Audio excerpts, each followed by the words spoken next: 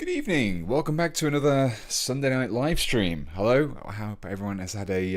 My hair is terrible. What's going on with my? I've just had the headphones on. Welcome to another Sunday night live stream. I hope you had a wonderful weekend. I hope you've had a wonderful week since we all last spoke last Sunday.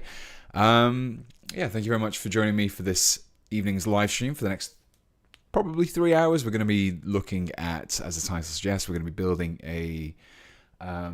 MK3 TECHMARINE for my Horus Heresy World Eaters. My hair is absolutely terrible. I probably should have checked that before I came on stream. Look at that. Anyway, just ignore that. If I sit here, you can't actually see it. There we go. It's perfect. Yeah, so cool. I hope you all had a very productive week, be it hobby-wise or otherwise. But yeah, as the title suggested, I'll be building a MK3 TECHMARINE.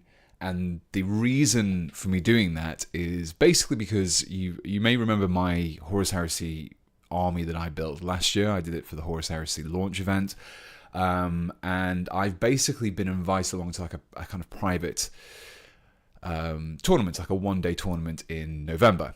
And I don't actually have a 40k force. I'm building one. I'm building my Raptors, but it will definitely not be done by November 18th, which is why it's just over a month away. So what I've decided to do is to use my Horus Heresy force and adapt that into a 40k Space Marine force.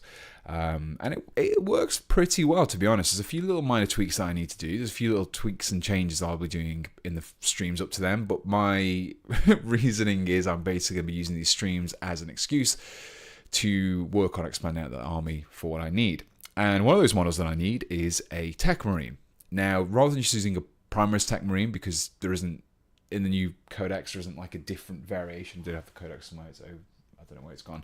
There isn't really a variant. Now, there isn't really a mock, like a Firstborn TECHMARINE and a Primaris TECHMARINE. It's just a TECHMARINE now. So I'm basically just going to build a MK3 one just so it kind of sits nicely into my existing force. I've also been sent, hang on, an early copy of the Legions Astartes battle group, so I have the brand new MK3 kit, so I thought it was a good time. I got sent that by Games Workshop, so from yesterday I could talk about it, so I'm going to be talking about it today. So yes, anyway, that's the plan for today. We're going to be using some new components, we're going to be using some existing components, we're going to be mixing stuff up, I've got some ideas already, I've got a rough idea, which is a little bit more than I can say is what's happened in previous streams, so hopefully we'll have something a little bit more completed by the end of the stream. So yes, so thank you very much for everyone who's joined me. I will be momentarily looking at the chat. As always, if you have any questions, anything quick I can answer, please do ask them. And yeah, we're just going to jump straight into it. Really straightforward.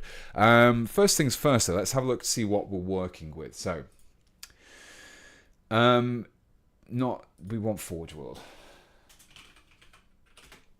So there is an existing MK3 TECHMARINE for the Legions. He's £30, and he's also resin. So I'd rather not buy him. So this is kind of what we're going to be working towards. We're working to this kind of idea. Not quite the same, a little bit different, but that should give you a general gist as to what we're going for here. So yeah, that's also what was in the thumbnail. Just coloured it red and put it in the thumbnail to make it look like a painted TECHMARINE. But yeah, we're hopefully going to be able to build something. I'm not going to say as cheap as like cheaper than this price, because we'll probably be using parts from lots of different kits, but I reckon if you bought all the parts separately, it would work out like that. So yeah, hopefully we can get a good chunk of this done, because like I said, I actually need to get this done for an army that needs to be built. So first things first, let's have a quick look at the new MK3 sprue.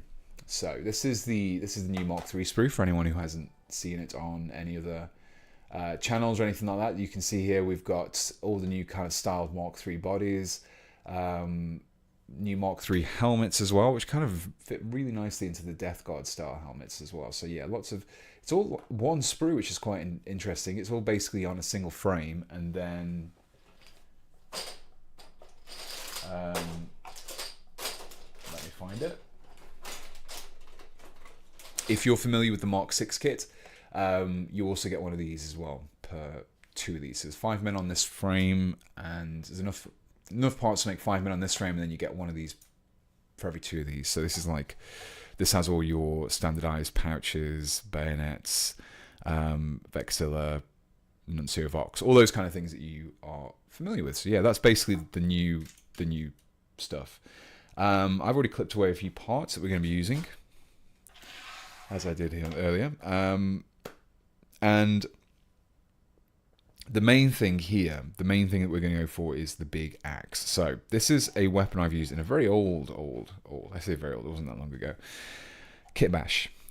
This was when I did the Gabriel Angelos kitbash, and I used the big hammer. So this is basically the other hammer that's in the Death Watch. We're going to be using this as a basis, and then we're going to be mixing and matching that with one of the Chthonian Berserks, aren't they? That from the Votann guys. Does it say on the sprue? No, but the big axe is from the Votann kit. So yeah, we're going to be kind of marrying this with this to give them like a big tech axe. And this, if you remember, if you have a look on Forge, if you forgot, but it's very similar in style to that. And then we're just going to be adding generic techie bits and bulking him out a little bit, just to make him look a little bit better on a 40mm kit. And I just realized I've been speaking pretty much non-stop for the last 6 minutes. So let's have a look at what we have in the chat. Hello, chat. I hope you're having a wonderful evening so far.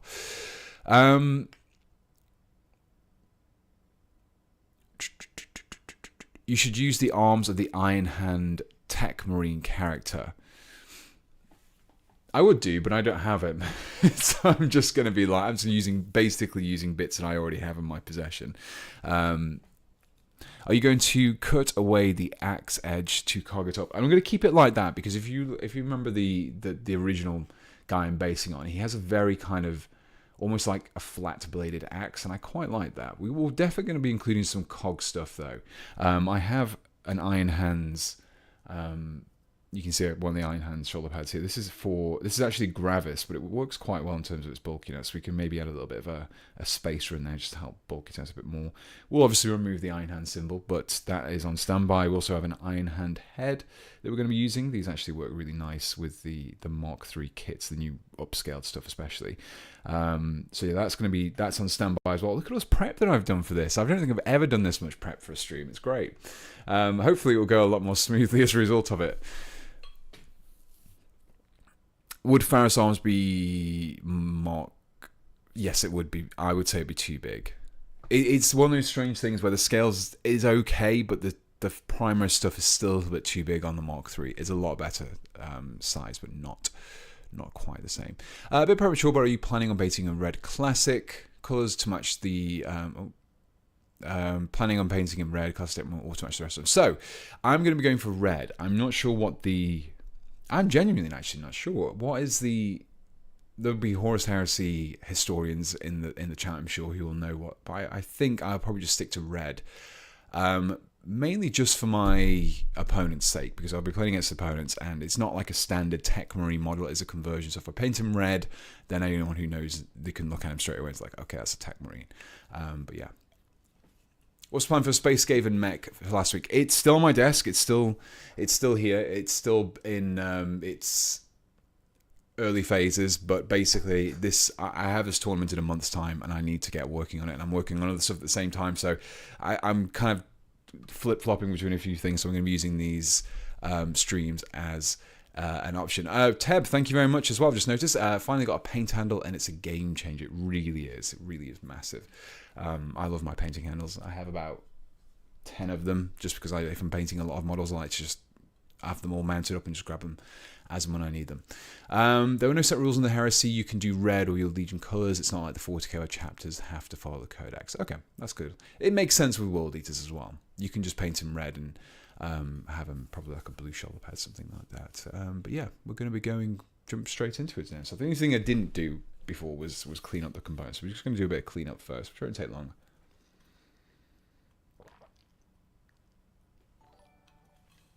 So yeah, like I said, this is the new what was my scalper? There it is.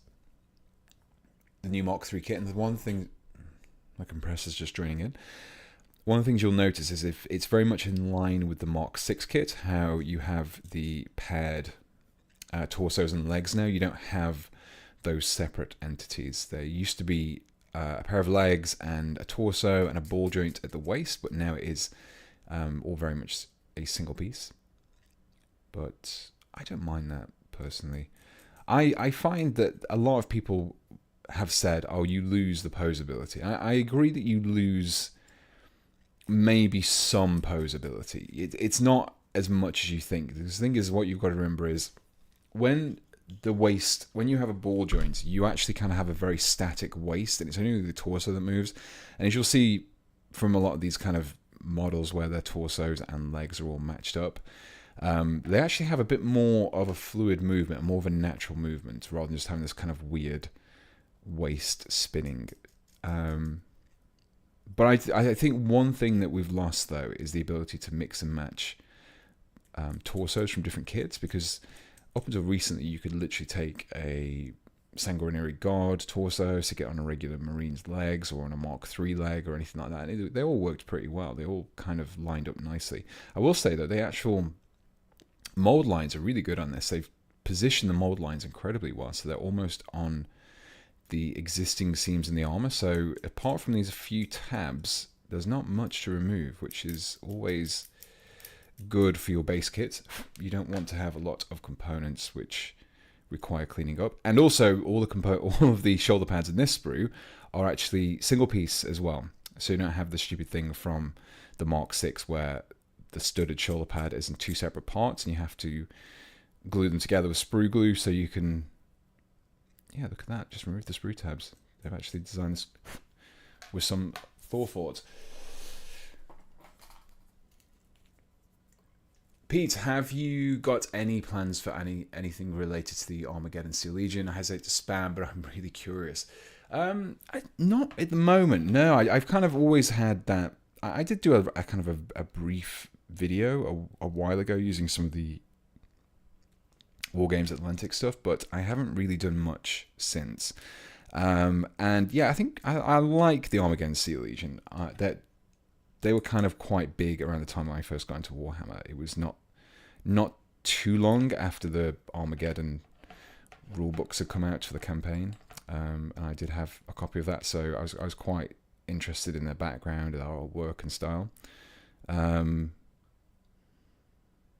But yeah, no, I've never really done anything with them. I think because they're actually quite a hard and very unique faction to kitbash. You have something which is very iconic, it's very recognizable, and whilst there are kits which could work quite well, like Deathcore of Krieg, they're not quite the same. They're all, if you look at Deathcore, there's a Great Coats and Steel Legion of War half coats, and it's not quite as straightforward to kitbash with them.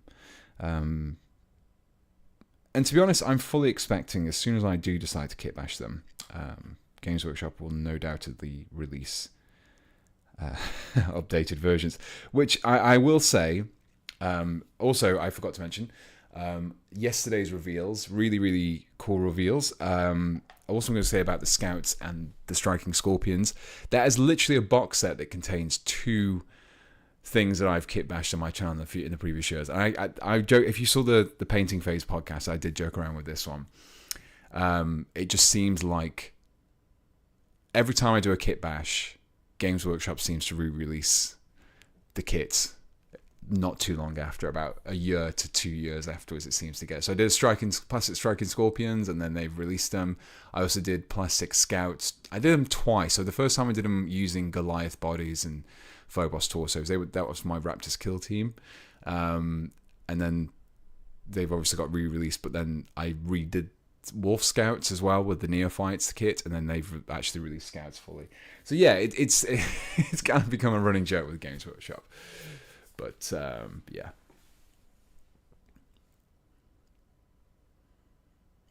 Check the pre-order announcement if you want to. I know it's an entire Necromunda one, isn't it? It's a full Necromunda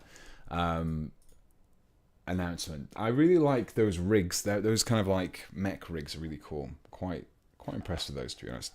Right, let's let's start with this axe. So we're going to clean up the axe first. Well, it's not an axe yet, but it will be. I might have to do a little bit of pinning in this one as well. We'll see. Just trim this up first of all. So yeah, this is from the Deathwatch Veterans kit. This is the one that comes with all the cool special weapons, things like that. So yeah, that's the one that we're basing it. You only get 2 of these in that kit, and they're being held in different hands, if I remember rightly.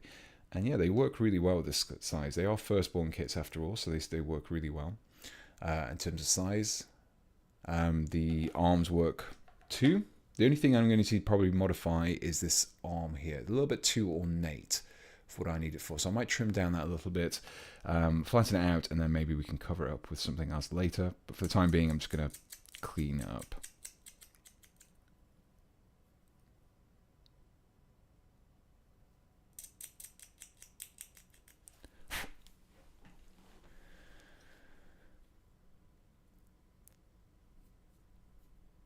Maybe you shouldn't steal kitbash Steel Legion then. If GW decide to release the new Steel Legion, my wallet is going to take a bullet for me.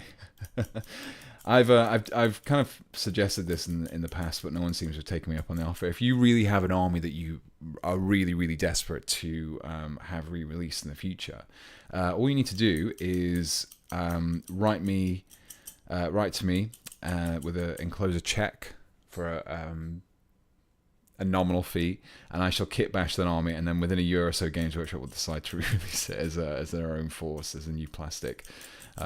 Just saying. I also did it with Deathcore of Krieg. I've done it with those. I've done it with so much stuff, actually. I'd be interested to go back and see how much stuff. I mean, a lot of it makes sense, though, that Games Workshop have a release. I am kind of, it is half in jest. I'm not really being that serious. Games Workshop are working on stuff probably well in advance of it ever getting announced. There's will be concept art and planning and discussions around stuff being re-released, just as probably I'm making my stuff, or even there's probably even like CAD files existing even before I do my videos. I very much doubt that anything that I do impacts what Games Workshop's pipeline hasn't, but it's quite funny just to joke about it.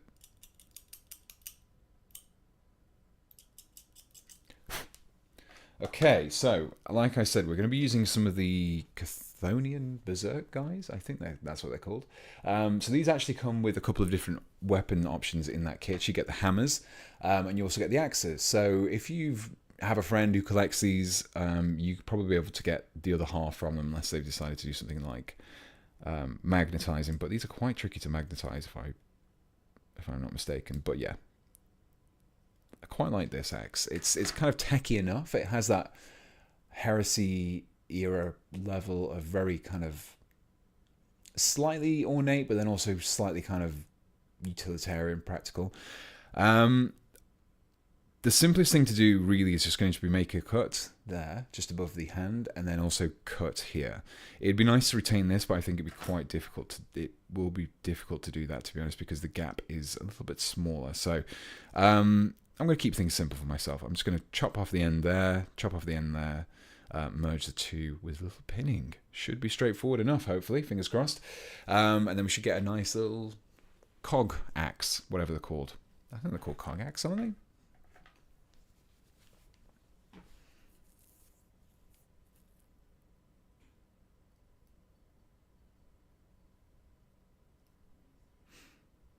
What do you think of Cromlech Miniatures Orcs? I've not actually seen that. I've seen their orcs, but I've not actually kind of had to play with them in person. But no, I quite like Cromlech stuff. It works. It's a nice alternative. Like I did that video not too long ago where I focused on where's my sword? I focused on some of their new kind of guard stuff they were releasing, like the Talon stuff, and that was really nice because obviously that's another faction that Games Workshop have yet to release. Okay, so we're going to saw this off.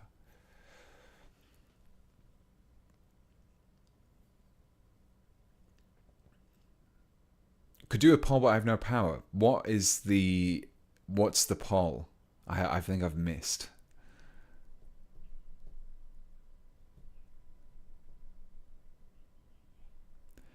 It's odd how the colour of Games Workshop plastic has changed. Has it changed that much? Oh yeah, it has. Yeah, you can see it. Yeah. This is a very old kit, so I think I got this at release. So this was 2016, this particular one, and this is probably from 2016 as well. I think I got this around the time that it was released. So, what, 7 years old now that is, compared to a kit that technically isn't even released yet. So yeah, you can definitely see the difference. It's slightly more blue now, isn't it? It's got a slightly more bluish tinge. This is more of like a warmer grey, and this is a bit more of like a cooler grey. Anyway. Polls about what to use as an axe. Don't need a poll. I'm going to use the axe. I've already decided. I'm just going to use this as the axe. I might cut that off. If I can find another part that's better, I might cut the end off, but I'm going to keep using that.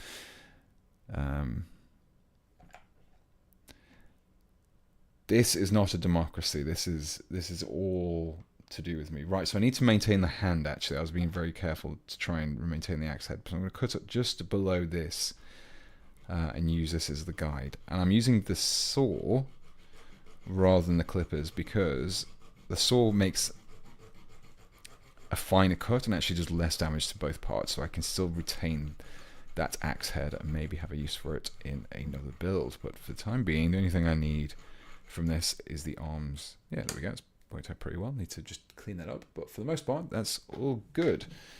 Let's just trim that a little bit. Smooth that out.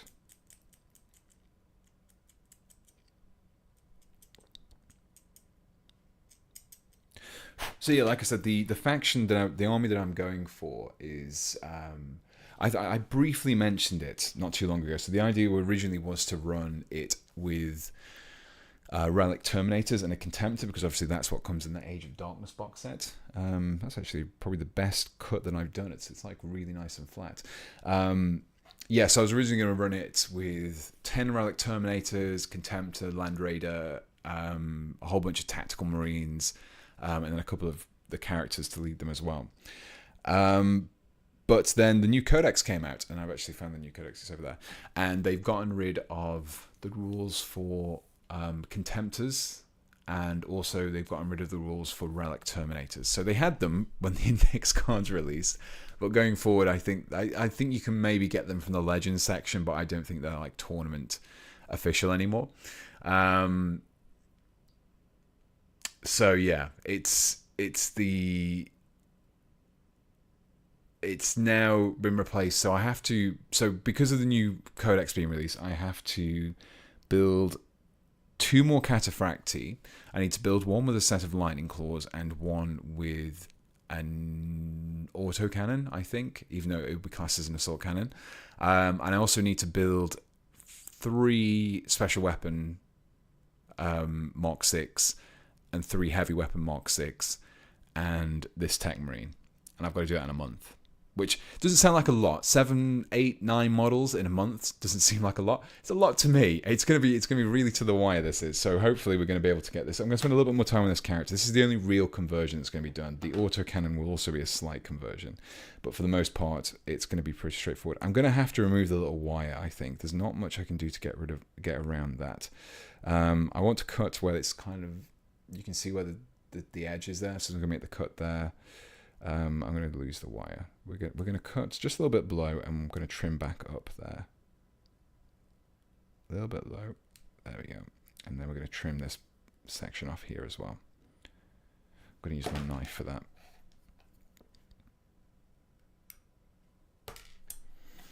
Okay, so if we do a rough fit, so we can kind of see the idea that we're going for here. So we have, you can see how nicely those kind of blend together.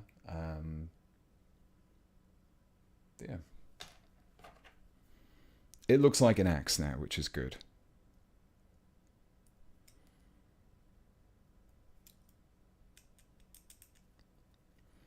Now we just need to trim all this up.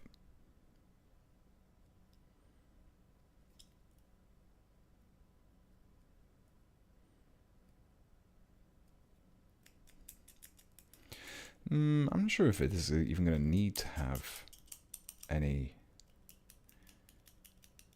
Is this going to need to have pinning? I don't know. It's hard to say.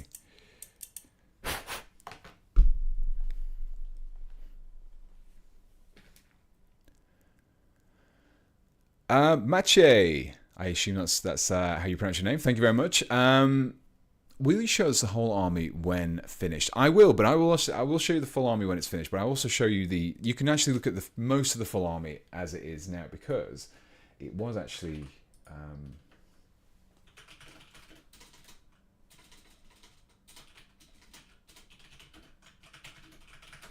Let me find it.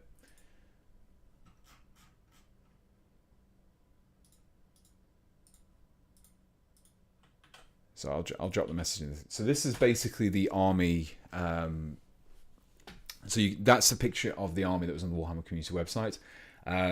So that is basically what I'm running in the tournament, albeit with 10 less Marines, and then I need to swap add a few things in this TECHMARINE. So that's basically the army. But yeah, I will once everything else is done with it. I've still got a few little extra components, but yeah, I'm running. It's gonna be interesting because I'm running it all as a firstborn as well, which is a little bit different, I suppose. The Dreadnought has been run as a regular Dreadnought, not a Brutalis or Redemptor or whatever the new ones are called. Or what's the other one? What's the new one called? Ballistus. That's it. But yeah, that's basically the army that I'm going to be running, taking to the event. The Spartan is slightly bigger than a regular Land Raider, but I don't think anyone's going to mind too much if I turn up with that, as opposed to it. If anything, it's going to cause me more problems than it is my opponent. Yeah, I don't think I'm going to bother with pinning, actually, because the thing is about this is it's actually pretty well attached. In fact, I might need to trim down the hand a little bit just to get it to fit perfectly. So that's 2 contact points to glue. What I'm going to do, though, before I glue it, I'm actually going to make sure that this is attached to the arm, and the blade is facing a relevant way, because I don't want the blade to I can't demonstrate this. Have I got anything I can demonstrate it with? No. I can demonstrate it with this toothbrush. So rather than having the I want the axe. Imagine this is the blade. I want the axe to be held like in front. I don't want it to be upright like that one, because if it's upright, it looks stupid. If it's like that, down, not too bad. We'll see. But then any up, and probably from like horizontal down will work. But yeah, we'll see. Cody, thank you very much for your $4.99 of US dollars. Your videos helped convince me to build my 40k primers as Dornian Night Lords. Nice. That sounds really cool. If you are on the Discord, then I would highly recommend dropping those in the conversion channel or one of the many channels on that Discord. I would love to see those.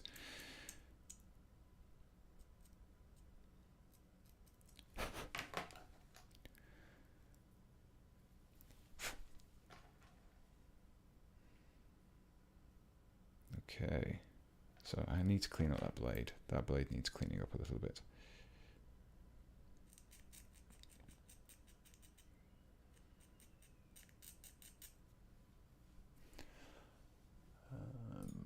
Cool.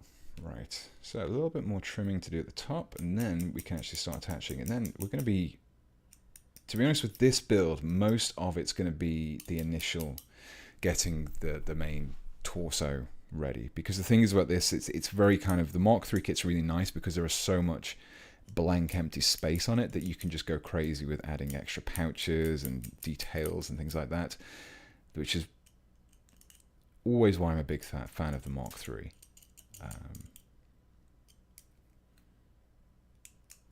Okay, that should be good enough. I'm just going to check a little bit closer, because sometimes you can guarantee that you're going to miss a mold line. I mean, as soon as you come to paint it, those mold lines become extremely apparent.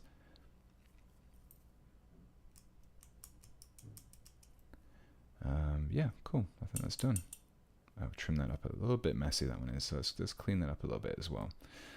And then once that's done, we're going to trim down that elbow, because the elbow is a little bit fancy. So yeah, this arm here, we can possibly, I just realized I actually pressed the wrong one. Tabletop, there we go. Right.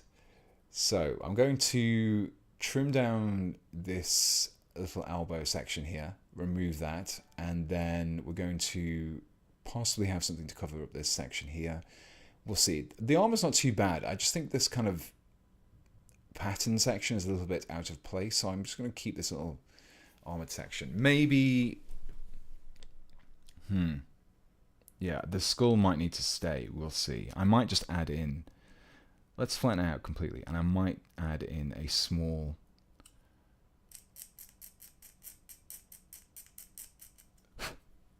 bit of ball bearing, just to add like a stud effect. That might do the trick.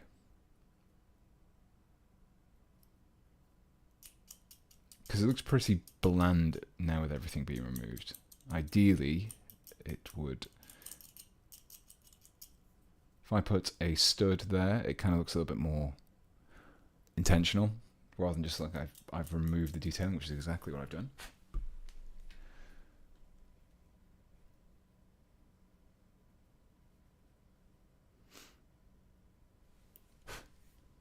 Turn it into a cog. So I would do. The only thing is about that is, see how it's kind of like a kind of flat molded section? That carving that out would be just no. I'm not really looking forward to doing that one.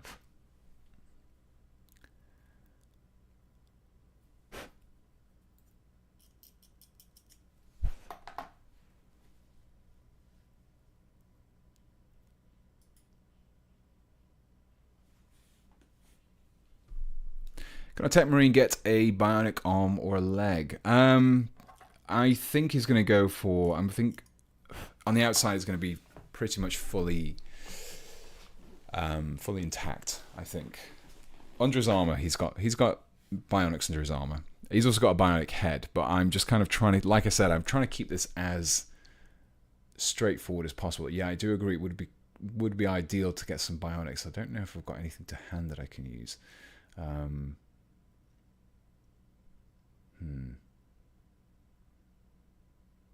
Yeah, I think I need that.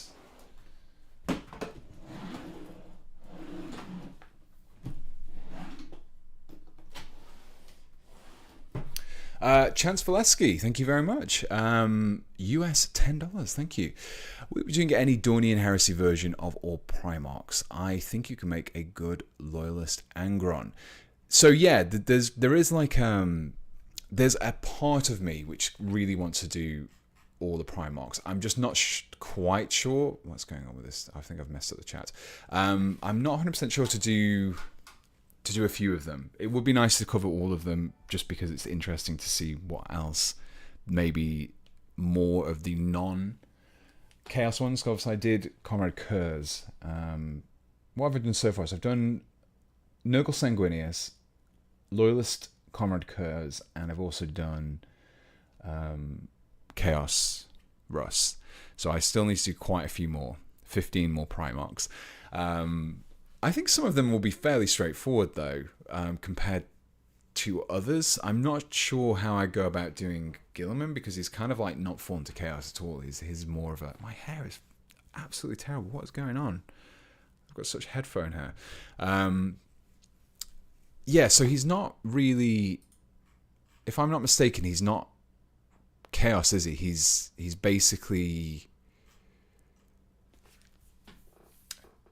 What is it, secessionist? He's kind of gone on from set up his own little enclave or something like that. But yeah, there's lots of cool ideas. And I can't remember off the top of my head which, because there's the Dornian Heresy, then there's Rebutian Heresy, and then there's another one. I can't remember what it is, but there's quite a few different heresies. Some of them are different in lots of different ways. Some of them are quite similar. I think the Dornian Heresy, is this the one? I think that's the one that's got the Slaanesh Khan. I think it's where the White Scars fought as Slaanesh. And I've had some really interesting ideas about using Kragnos as a basis for like a Centaur Khan, which should be interested. Not Khan, but Khan. Khan? Genghis Khan? Yeah, Khan. Where was I? I was looking for my...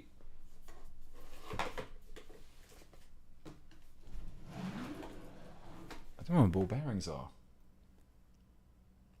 Jagatai Khan. Jagatai Khan. Found them. Found the good old ball bearings. Right, so, yes, if you saw... That's loud. If you saw my Eldar Corrupted, Warp Corrupted Wraithbone video, then you'll be familiar with where I'm with these. Which ones are the 1mm ones? I think...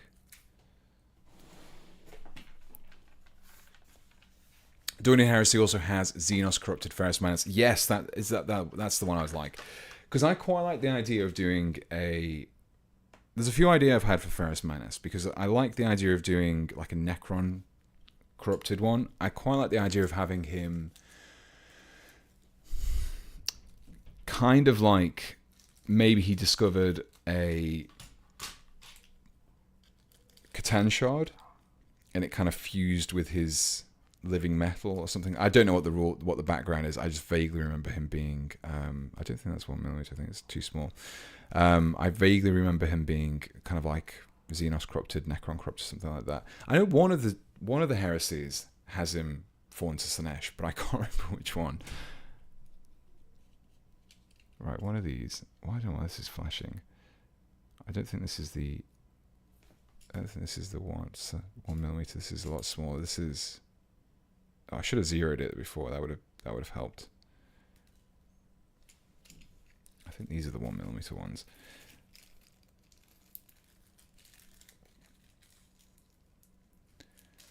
Lionel, I think. Yeah, so that's the other one. So there's the Dornian Heresy, which is kind of the main one.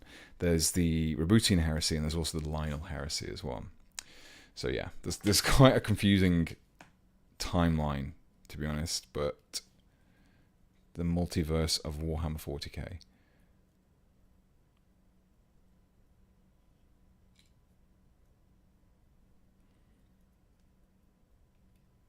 Oh, Jesus Christ, this is embarrassing. Right, can I pick it up? So they're 1.5mm, so they're too big. I'm sure I had some 1mm ones. They must be it.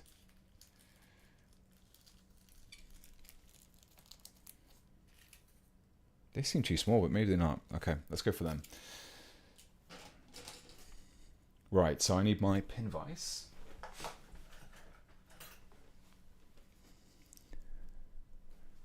There's also the Yankean Heresy, where everything is about Necromunda. Is the Yankean Heresy the one where everything in the Imperium gets destroyed apart from Necromunda, and that's it? It's just a hive that just one hive that exists, and everything is about them. Nothing about anything else ever happens except about the gangs.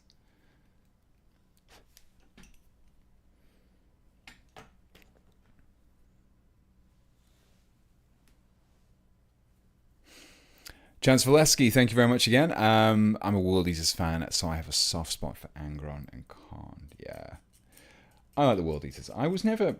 So, with the World Eaters, I kind of liked them, but I think I found them a little bit one-dimensional for the longest time. And so last year, when the Age of Darkness stuff was going on, basically Games Workshop contacted a bunch of painters, content creators, things like that, and they said, okay, we've got this new box set coming out with a load of miniatures in there. We're relaunching the Horus Heresy. Would you be interested in painting up a box set in one of the legions? And would you also be interested in painting up one of the Primarchs as well? And I was like, yeah, okay, cool, I'll do both, that's fine. So I got given... It was a little bit later on, I think. I kind of maybe was a bit slow on the response, but I got given the choice of... Oh no, I only had one legion to choose from. I think the other ones have been like distributed already. So I had the World Eaters, I think. I might have had the choice for someone else. I can't remember. I think it was just the World Eaters. So I was like, okay, that's cool. Oh yeah, they were on 1mm, by the way. There we go. So I had the choice of the World Eaters, and that was it. I was like, okay, well, considering I'm going to be doing the World Eaters, I need to know a little bit about them. I know what they're like in 40k, but what are they like during the Horus Heresy? So I read 2 books. I read What did I read now? I completely forgot the 2 books that I read, but I read one of them which was about quite an earlier point in the. So no, I read 2 I read them out of order really. One of them was had a lot of stuff about the word bearers, and it was them fighting in the ultramarine, the Ultramars sector, if I remember rightly. And it was I don't want to spoil it because of the series, but it's the book where Angron actually becomes Demon Prince Angron. It's that one. It's kind of like the build up to that one. So that was a really cool book, and I actually read the original one, which I'm sorry, my glue's kind of seized up again. I read the book which is about Angron himself, and that kind of gives you a little bit more of an idea of what the World Eaters were like before they had the Butcher's Nails and how they kind of approach things. It's quite an interesting read.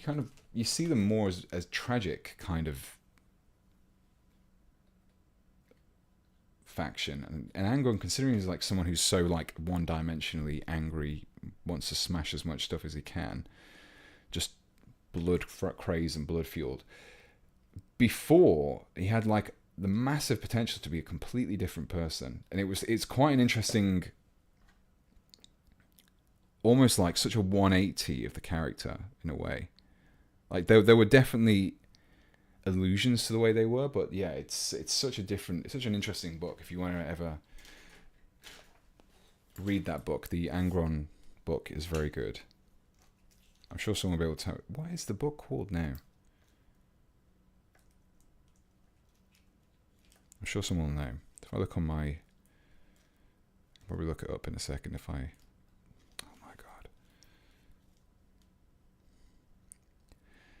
Genuinely, one of the worst things you can do on a stream is mess around with tiny little fiddly ball bearings. It's like the stupidest idea.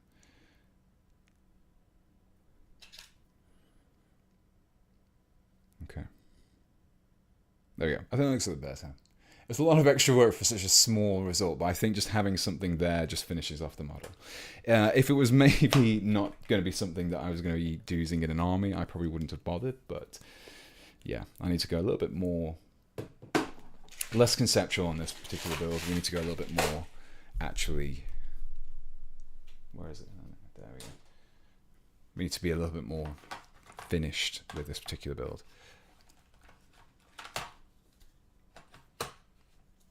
Betrayer, that was it. Yeah, that's the one. That's a really good book, to be honest. There's a lot of stuff in there which is kind of like just so. It's such like a. That's what I really like about the Horus Heresy stuff. I've read some of the 40k stuff from like the Chaos Traitor side, and it doesn't really have the same. Doesn't quite have the same nuance, I guess. Look at me being all fancy because I'm on stream. Nuance, doesn't the same nuance. This is the way the kind of the Traitor Legions are presented in the future. They, especially at that time of during the Horus Heresy and the early parts of the Horus Heresy, they still have a little bit of their original pre-corruption, and you kind of see there's not necessarily as immediate of a fall there, and there are obviously aspects of legions which aren't necessarily in line with what Angron wants, and you see why people became the way they were, the World Eaters became where they were. But yeah, anyway, so yeah, I decided to read all that, and I got a good little bit of background, and yeah, by the end of it, I was kind of like, yeah, this gave me a little bit more of an understanding of the World Eaters and what they were about, and it's kind of quite sad, really, because I feel like if Angron had not been unfortunate enough to have the Butcher's Nails, or if they were able to figure out a way, because if you've read one of the books, if you've read the Angron book, they potentially could have gotten to the point where they would have been able to remove them. Potentially. It's never really confirmed, I guess, but yeah, if they had been able to remove them, he would have been such a different character. Rather than just being kind of like rage-fueled maniac, he would have actually probably been, ironically, probably one of the nicest of the Primarchs. I think even giving... where's that gone? Okay, there. The Salamanders a run for their money, because he had like this ability, essentially his like ability was just to be completely, he was like an empath, so he essentially feel and also take on the pain of those around him who kind of saw as his brothers and his family and things like that. So yeah, it's quite a sad downfall, really. But you have someone who was basically meant to be someone who united people and brought people together, and actually ended up kind of chopping people apart, which is kind of ironic, kind of beautifully ironic in 40k's sense, at least. But anyway, I didn't really expect this stream to become Pete the Wargamer's book club, but yeah, if you get a chance to read them, I would highly recommend it.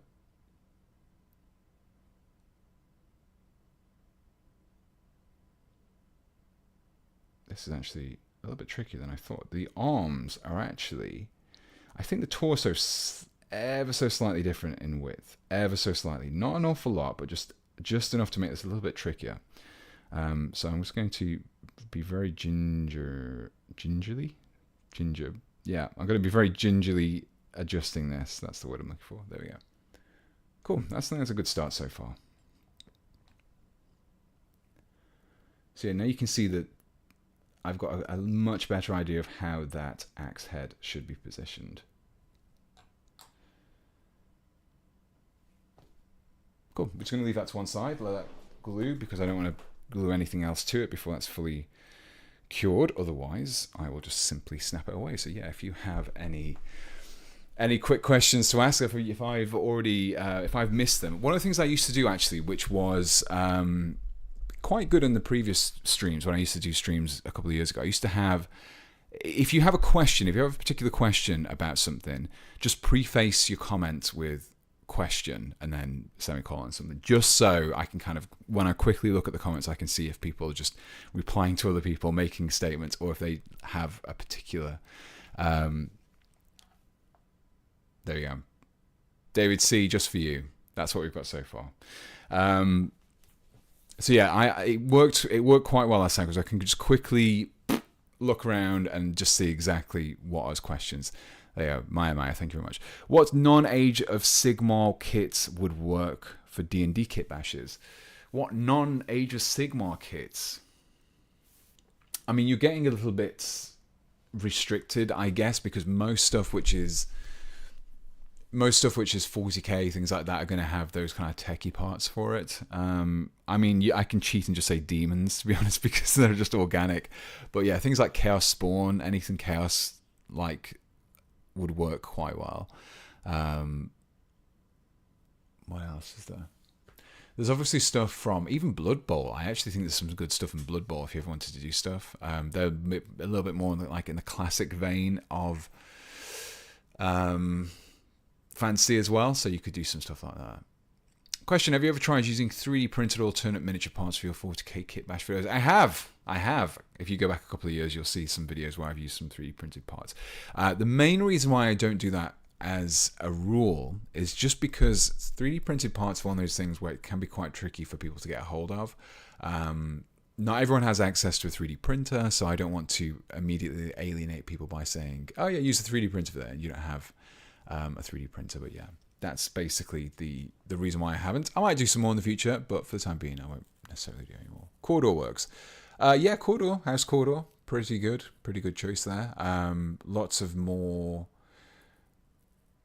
There's still a little bit of techie stuff there, but it's mainly in the weapons, so you can probably swap them out with some non-techie stuff. But I would say that the best non-techie stuff for D&D is going to be maybe Blood Bowl, which is technically not Age of Sigmar. It's set in the world of Warhammer Fantasy. I do feel 3D printers are more common than airbrushes. Possibly, but I think, I'm not sure if there's necessarily the overlap, if that makes sense. I think there's a lot of people who have 3D printers, but there's also a lot of people who will just do 3D printing whole models. They're not necessarily 3D printing parts as much as they are for doing painting. I could be wrong, but that's just a completely anecdotal, biased, single point of view opinion. I think a lot of the people I see who have got 3D printers, they tend to do more, I'm just going to 3D print an whole army, I'm going to 3D print a whole model. They're not necessarily looking to do kit bashes and stuff. So yeah. Yeah. You're not alienating anyone using 5 kits totaling £500.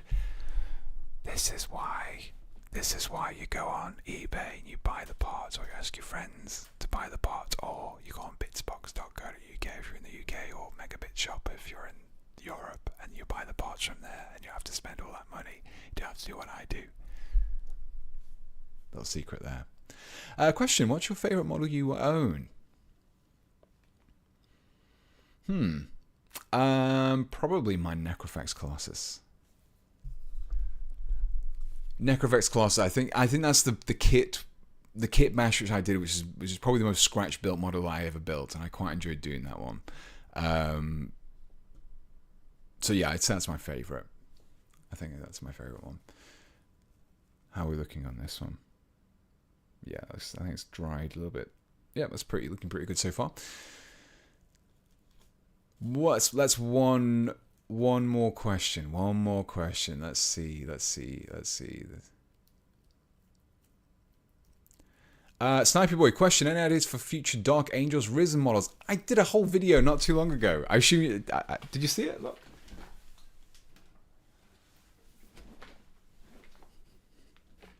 Completed it, mate. There we go.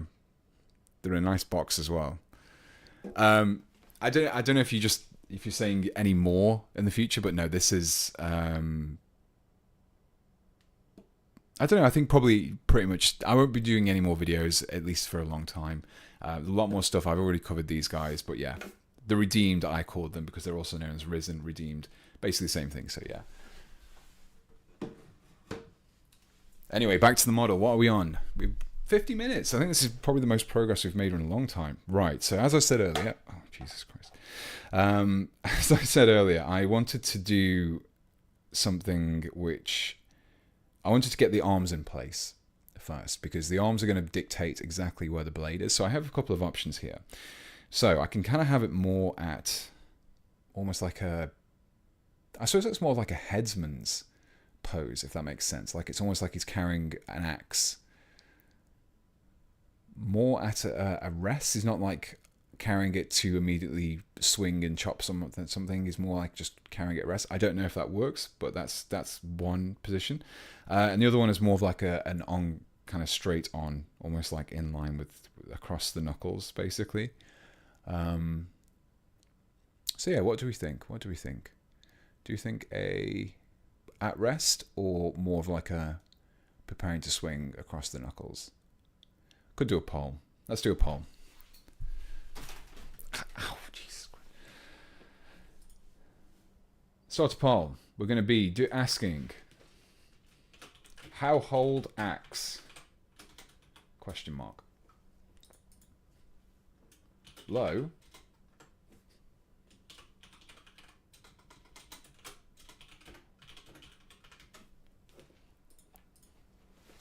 Okay, poll's live. Let's see what the poll thinks. Peter's polls think he dances around the question. I love polls. The thing is, this is the best thing about a poll. A poll is there to help for me to easily look at the get a good, what's the word? Cross section. That's the word I'm looking for. Cross section of what you guys are thinking, and it's a little bit of audience engagement. So yeah, we're gonna be going polls here. We need to get at least 2 polls in per stream. So what we've got so far, it seems to be, this is the thing though. Every time I do a poll, it's always pretty much 50-50, which is, I don't know, it kind of defeats the purpose of the poll. Oh dear.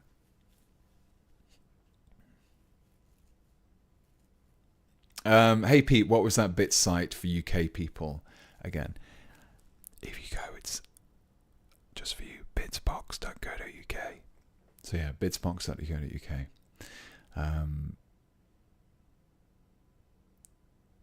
If you've got 100 votes, this is the thing. I thought let's do a poll. Let's actually get a good idea, a good idea of what everyone thinks, what people think. Like make it everyone feel like they've got some involvement, some input in my model, and when it's on the tabletop, we can all look at it and be like, oh yeah, we all played a part there.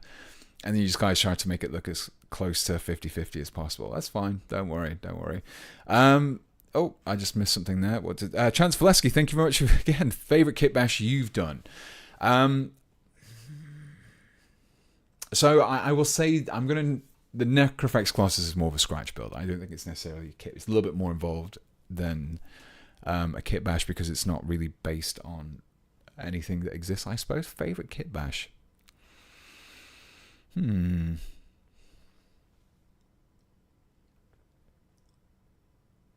I would say recently, one of my favorite things that I did was the Kaldor Drago. I really enjoyed doing that one. I really enjoy doing Dark Knight, Grey Knight kit bashes, which is why I've done a whole 2 of them.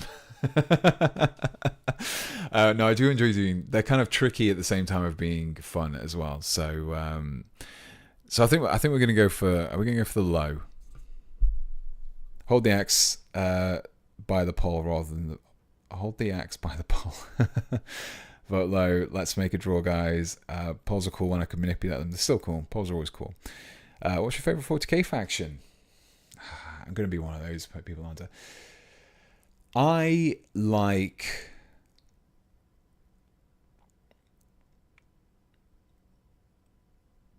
like Space Marines, which I know is a disappointment, but because the reason why I like them is because they are the most blank canvas. They are probably the blankest canvas that you have in terms of factions, even more so than the Astra Militarum. Definitely more so than any Xenos faction or even Chaos factions. So for someone like me who likes the kit bash, they are probably one of the best factions going. I'm just going to hold it. I'm going to close the poll because it's not really offering much insight into the thing. So I'm going to give a quick have a look again. Yeah, I think I'm going to hold it. Low won by a whole 4%. Low 53%. Oh no, hang on. What? That doesn't make sense. Low 53%, not so low 46%. Okay. We're going to go low. And like I said, I don't think, I could regret this in the future, but I don't think I'm going to need any pinning on this one. Because it's quite a big section. There's also the benefit of being pressed against the... There you go. I think it's looking pretty good so far. Really nice sturdy bond there as well, which is good. You can kind of already feel it. Actually, it started to... There, you can just about see where it's glued to the handle as well. If I pop a little bit of glue on the underside, I reckon that's like a second contact point, even better. Perfect. Okay, so we've got a really nice, strong buttons. Yeah, there we go. It's done. Well, his axe is done. Yeah, we've got a few other areas to go now. So this is the shoulder pad. Now the thing is, this is a Gravis shoulder pad, and unfortunately, this kind of like cogtooth iron hands shoulder pad is only available on the Gravis models, and I don't know, it seems a little bit too big to me. Because if let's grab another shoulder pad. Let's grab one of the Mark 3 shoulder pads from...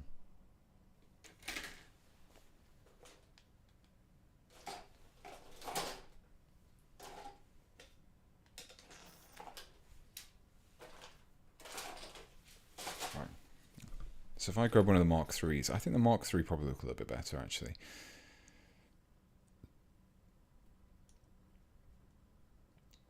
So it's quite chunky, really. It's a lot bigger than probably needs to be, which I think will look okay, but I think compared to the rest of the model, it makes it look like it's got the wrong shoulders on.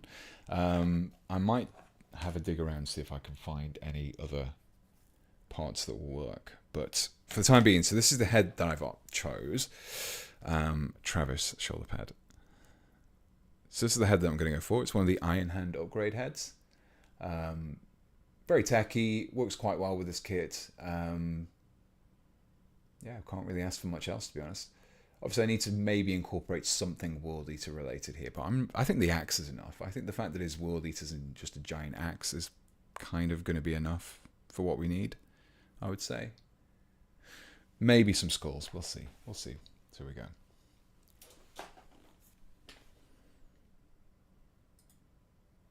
Can you kitbash Thunder Warriors? Maybe. I've been asked a lot, and these new Mark 3 kits would actually work quite well as like a basis for them, I think, with a little tweaking. So possibly.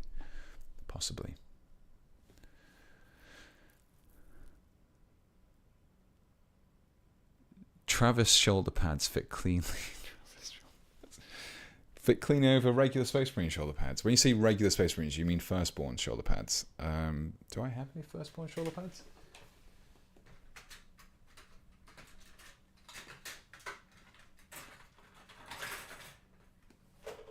So I have this is a Mark 6 shoulder pad. Let's see.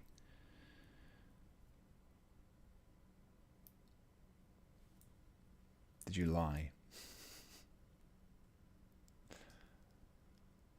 It fits like, yeah, that doesn't fit at all. Unless you mean these ones. These ones smaller.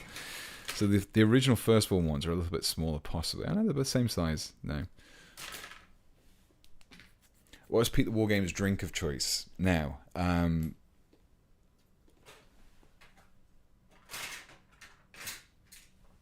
I put the wrong shoulder pad in there. So I don't drink. I don't drink alcohol at all. Well, I'd say at all. I do drink it like at Christmas special occasions, stuff like that. But I don't generally drink. So probably soft drink of choice. I'm quite partial to a root beer, which is unusual for people in the UK. But yeah, do enjoy a nice root beer. Or American Dr. Pepper, not the UK Dr. Pepper. Pete used the TECHMARINE shoulder pad from the Repulsor kit. Let me have a look. I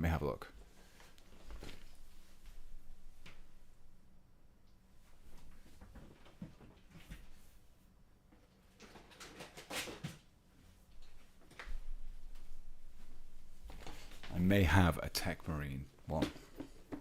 Don't be lazy, go to a garage. I don't need to. I need to have like a special camera, like a roaming reporter camera that I can just switch to and then run down to the garage. Or to be fair, there's a lot of stuff that needs to go to the tip, as we call it in the UK, or the dump, I guess what you call in the US. I don't know.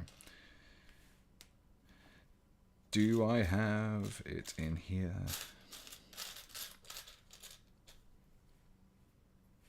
So the thing is, I actually have some vehicle components in here, but I don't know where that particular shoulder pad would be. It should be in here, which is unusual. Maybe it is.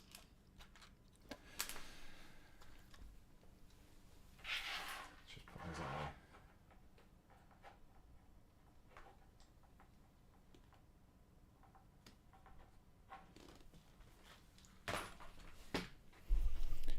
So, this is my Primaris bits box. If I had them, I definitely have one of the Primaris vehicles. I have had them in the past, but I just don't know where the kits are. They might be in a different box. I'm not sure which box they're in, and I'm not going to spend time digging through, but that would actually be a good idea. Maybe if I can't find a better alternative, I'll just stick one of those on after the stream. We'll see. What else has it? Oh yeah, I must have it, because look, I've got the actual torso here. Why is the torso in here? Maybe I've used it on another kit. I don't know. Is it just me, or does anyone else feel that this kind of middle section of the kind of like the tech piece, I don't know, it just looks weird. It kind of just looks like it looks more like RoboCop than... Is that just me? Yeah. The torso's there. I don't know where the shoulder pad is. I must have used it for something. I probably used it on one of the Iron Hands videos that I've done in the past. I don't know. Maybe. Doesn't seem like I've got one.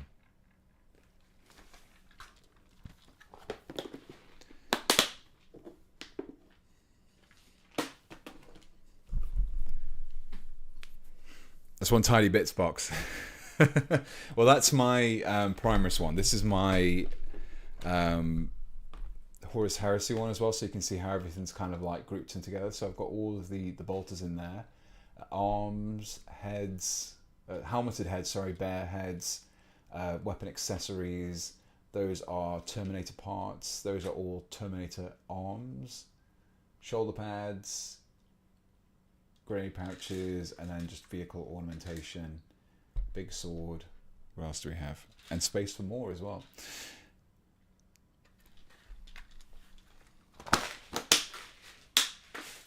So yeah, shoulder pad wise, I'm not 100% sure with that one. So what we're going to do in the meantime, we're going to work on the backpack, because I have already got an idea for where we can go with this one. And, Yankee, it may interest you.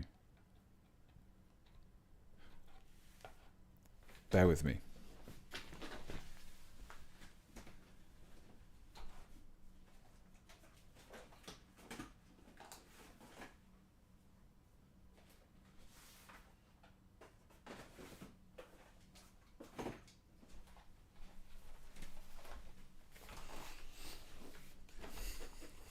I've got the RoboCop theme stuck in my head now. Look at that, Necromunda.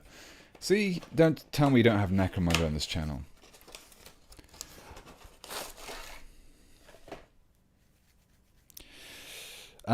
Yeah. So, little robot arm, I think, would work quite well. Where's the shoulder pad?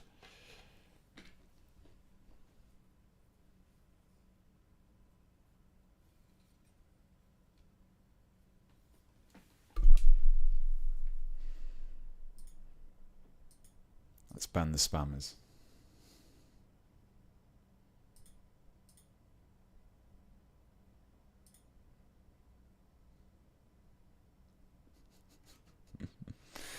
The best thing about the options, so when you when you click on the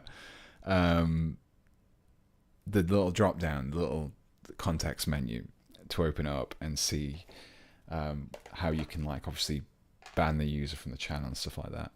It's for some reason the ban button is immediately next to make a moderator button. So it's like you could accidentally make one of those spam bots a moderator of your channel very easily, if just like by misclicking, which is it's an interesting feature for YouTube to have added.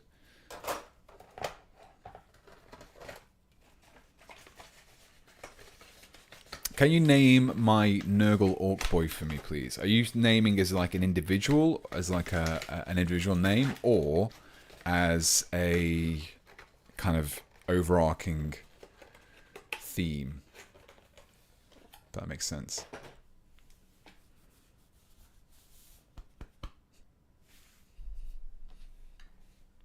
Individual boy. Okay. It's going to have to be something obviously kind of quite crude. You can have, like, I don't know,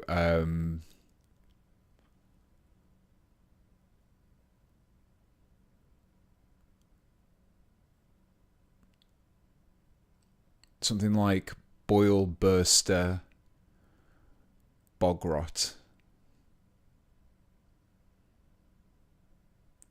Rot Tooth, that's a good one. I like that one. Merc Gut.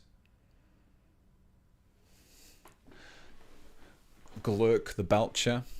I think there's pretty good. There's a pretty good naming. Bumrot. I like Bumrot. That's a good one.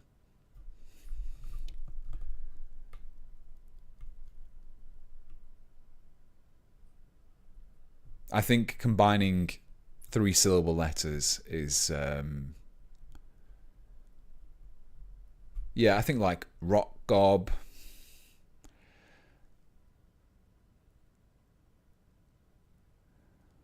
Boil Gunk. Bumrot the Boil Burst. There you go. I like that one. Sniffles. I think Sniffles is more of a name for a squig, I think. Makes a good name for a little, like a little...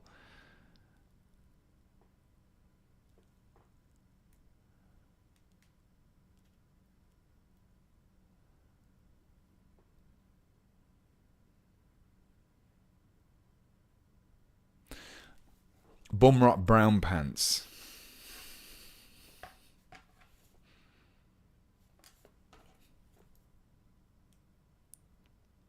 They're brown to hide the stains.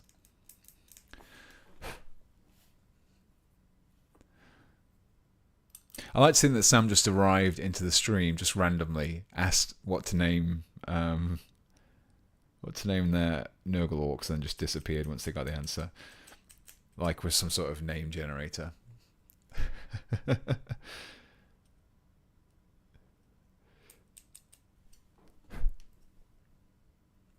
It's quite fun to come up with orc names. My warboss that escaped from Drakaria's name, Garkesh, the Hope Snatcher. Nice.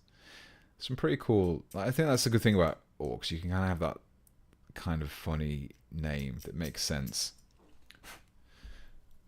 for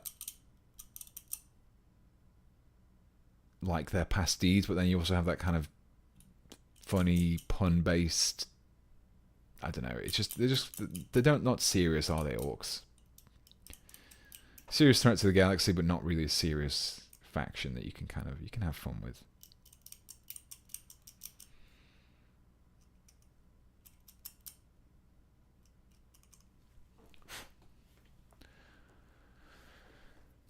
Plops of Corn. That's another good name for an orc. A Nurgle orc. Plops. Have you thought about the Gene Stealer Nurgle kit bash yet? I haven't started mine yet, but I've done my space game. Thank you very much for the $4.99. Thank you very much. No, I haven't. I mentioned it, I think, in the last stream. Someone brought up, I can't remember who it was, but someone brought up doing a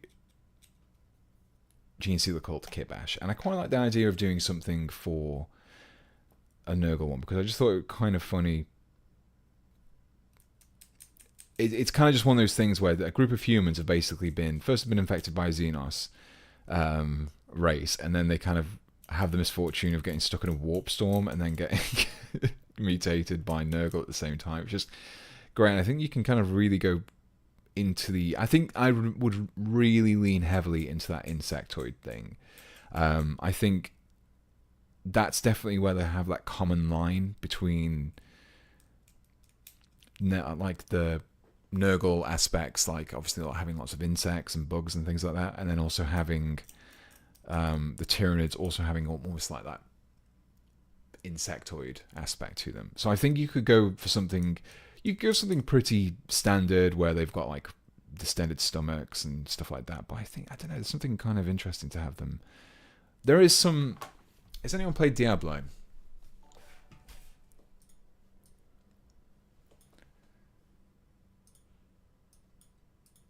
The most recent one, that is. I can't remember what they're called now. They're like these. Anyone? Oh, 4 is the most recent one. What are they called? They're like the arachnid hosts. I don't know what they're called. What are they called now? Spider hosts. There we go. Oh, they're kind of like an arachnid host. What are they? Yeah. So if you have a look at the spider host from Diablo,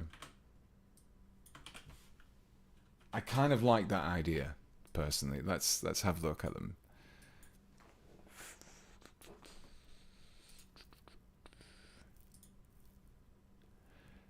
Like, I quite like this. Yeah. See what I mean? Like, it's kind of like a humanoid creature, but has this insectoid aspect to it as well. I don't know. It's just something which would be fun to have. As instead of these kind of sacks being full of Nurgle, full of like flies or anything like that, you could have them as. I don't want that. Go away, Kotaku. But yeah, that's kind of what I would go. That's the direction when I have thought about it. It's where I would probably go, personally. Yeah. So Spider Host, Diablo 4. That's what you need to. And if I was to do it, I would. That is exactly what I would go down.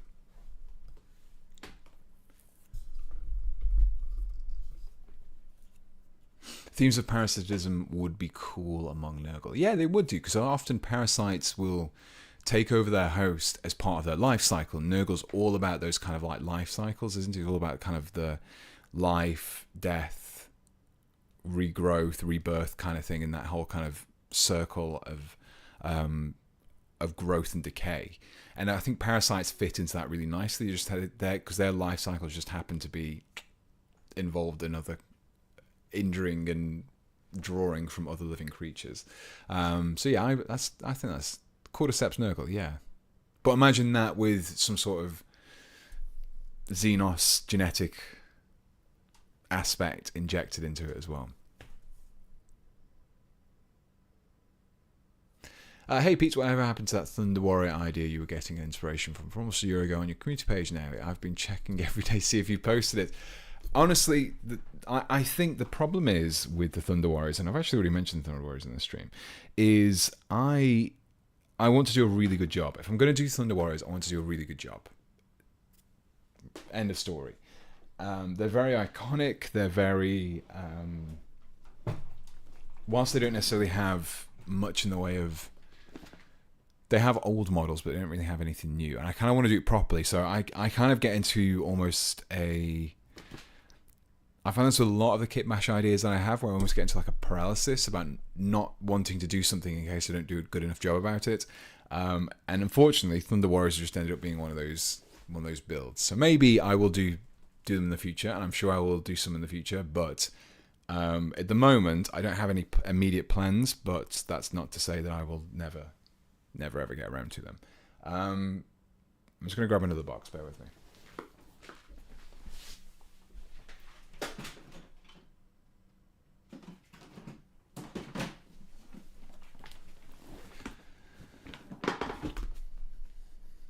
Right. Let's pop them there. Anyone who joins the stream a little bit late needs to be able to see what we've been working on. So as I said, this is going to be technically using the rules for a Mark 3... No, what am I on about? This is going to be using the rules for a TECHMARINE. Hang on a second. This might actually fix an idea I had earlier. These are the Cataphron Destroyers / Breachers kit.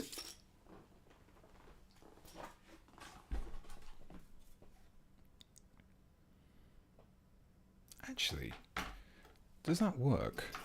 I don't really tried this, but that actually might work quite well.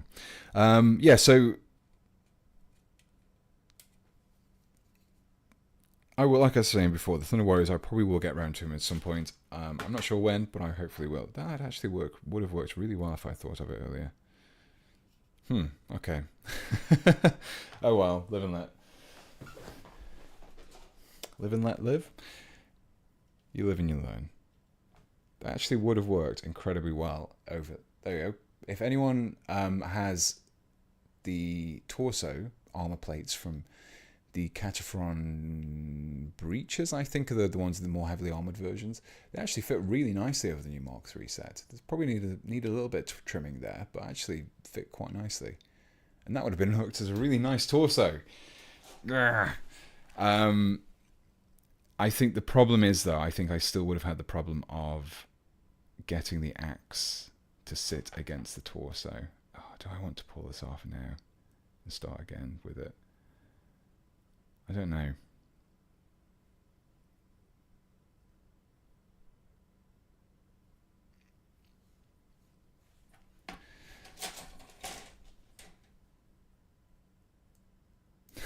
No, the head's a little bit too low, I think. No, maybe not. I think there's definitely something there. There is definitely a aspect there that we could use, but maybe not at the moment. There's a smaller armor plate, actually. That might work. Let's try that.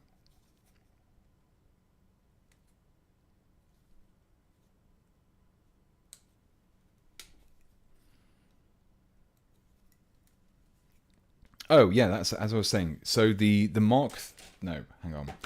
The old style TECHMARINE didn't have a gun mounted on him. Does that work?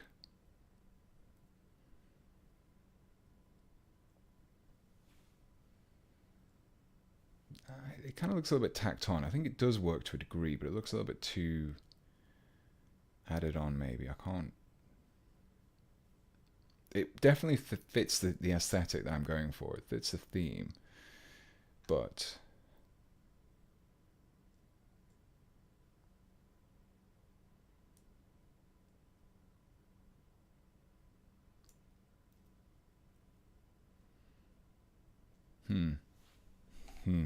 I'm reaching that stage in the build where I'm kind of doubting my earlier choices. Anyway, I need to finish my line of thinking. I keep getting distracted. So, the original TECHMARINEs didn't have a mounted gun, but the Primaris ones does. I'm going to be using this as a Primaris TECHMARINE. So I need to make sure that really I at least have some sort of representation of the different weapons. And one of those weapons is a kind of backpack mounted weapon. So I'm going to probably use one of these. These are from the Catcher from Destroyer. I think possibly mounted it on top. It might get in the way of the axe actually. So I might have to kind of flip it around.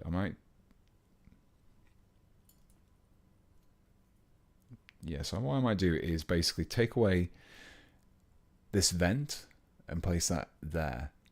I can possibly even cut away the vent and then attach it there, because I'll have a little gap there as well, so I can maybe even attach it like that. Helps to give me a little bit more of a different silhouette as well. So there's always an option there as well. I'm not sure about this armor. Not sure.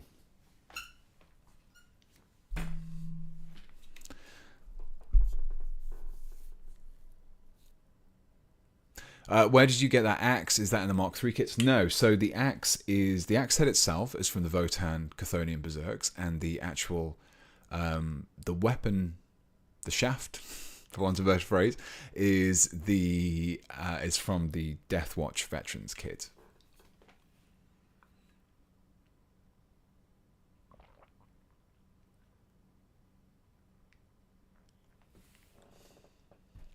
I had some success fitting the backpack from the Catchfronds into a Space Marine-esque model.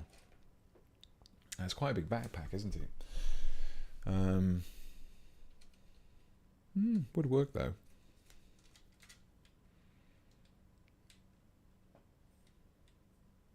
Has kind of like a nice techie feel, doesn't it? Actually, there's definitely something there.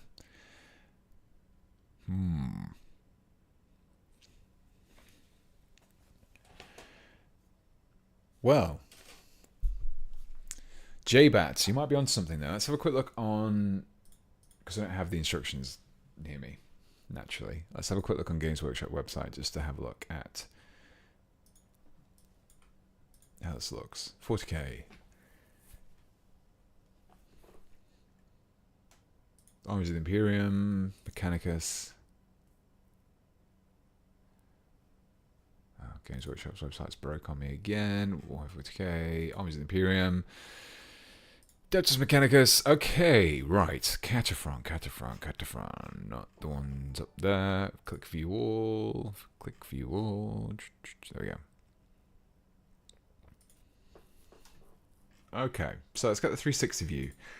And you know what? I actually reckon that backpack would work really well. All I need to do is find that little section there. That's a good shout, actually. The backpack was one of those things I just felt looked a little bit too similar. But no, that actually might be a really good shout. I just need to find one of the... Is it these ones? I think that's... Let me get the tabletop back up again. I think that's the canister that fits on that, I'm guessing. We'll try it. We'll see. Also has the little tech priest symbol as well, which is good. Means I can incorporate it somewhere in the model. Yep, that goes there. I'll have to trim out those cables, possibly not actually, if I glue the head in and then attach the backpack afterwards. See, this is why I do these things on live streams. Thank you very much, JBat, for your suggestion. I think this actually might work quite well. Let's get a bit of blue tack and just do a dry fit, see how we look.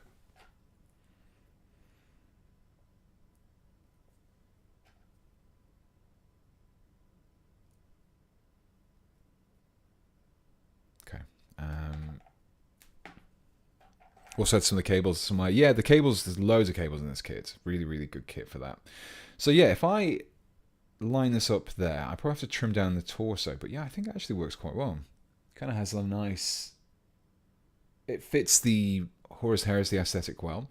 And these little cables here, if I can position the head, I can even get the cables. Look at that. Can you see them? J-Bat, honestly, that is such a good suggestion.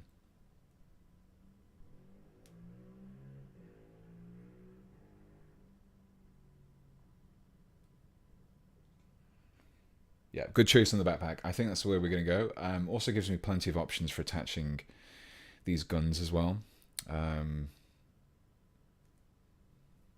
few more mounting points that we can go for, yeah. We'll do that. That's what we're going to do. We're going to trim that down. We're going to clean it up. We're going to make sure we can get it attached nice and firmly. And then we're going to try and get a few little extra pieces attached to it afterwards.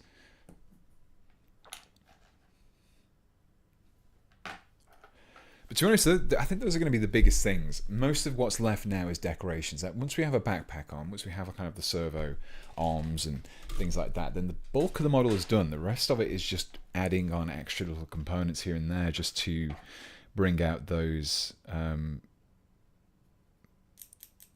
TECHMARINE flares. But I think for the most part, this is pretty much the main core of the model. I always like kind of getting the core parts done, because anything you add afterwards is just extra flair.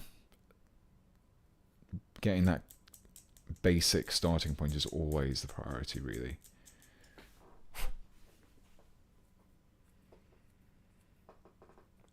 Like he's hang on. There's the arm that holds the gun on the Atalan's Jackal's quad bike ride. Could you use that as a basis for a servo arm? I probably could, but all my all my GC the cut stuff's in the garage.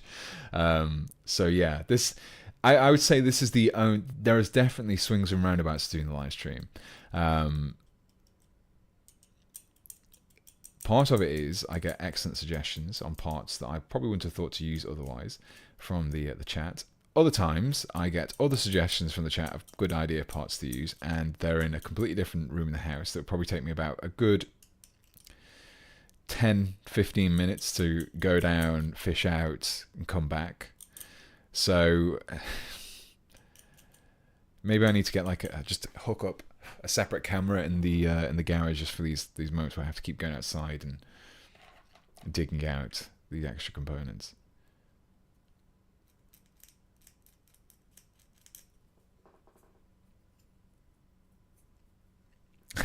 We will wait, Pete, just get on the dogs and the mic.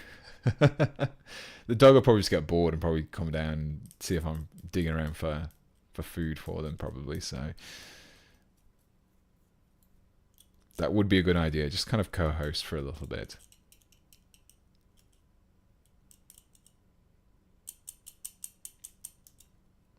The alternative is I could send Yankee a camera, and then when I have to go in the garage, we can just cut to Yankee.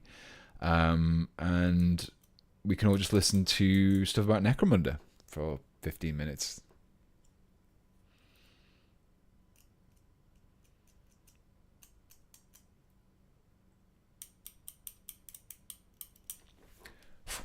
Is building the new Mark III the same as building the Mark VI? It is, although it's actually easier, I would say, personally. I would say easier. Two reasons. The kit has actually been really well positioned on the sprue, so most of the side mold lines end up running down the existing ridge. So yeah, if you saw the beginning of the stream, you'll notice that there's quite a few parts where I didn't actually have to even remove any mold lines because it was just part of it. The torso and the legs are all paired up already. You can't mix and match like you could do the old one, but no, apart from that, pretty good. Some of the parts are the same from the Mark VI, namely the pouches, the Sergeant's weapons, Nuncio Vox, and the little flag thing, which I forgot what it's called. I literally had the name for it and then I completely forgot what it is. Vexilia, I think? Is that the name? Yeah.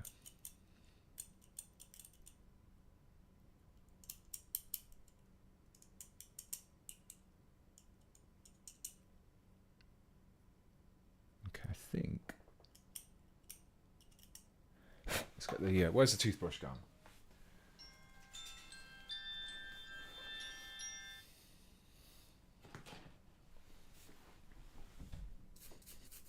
Let's clean it up.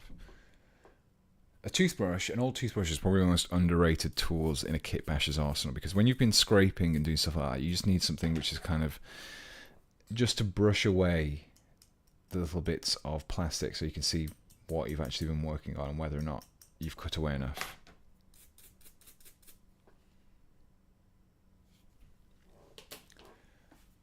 Question, do you dress your dogs up?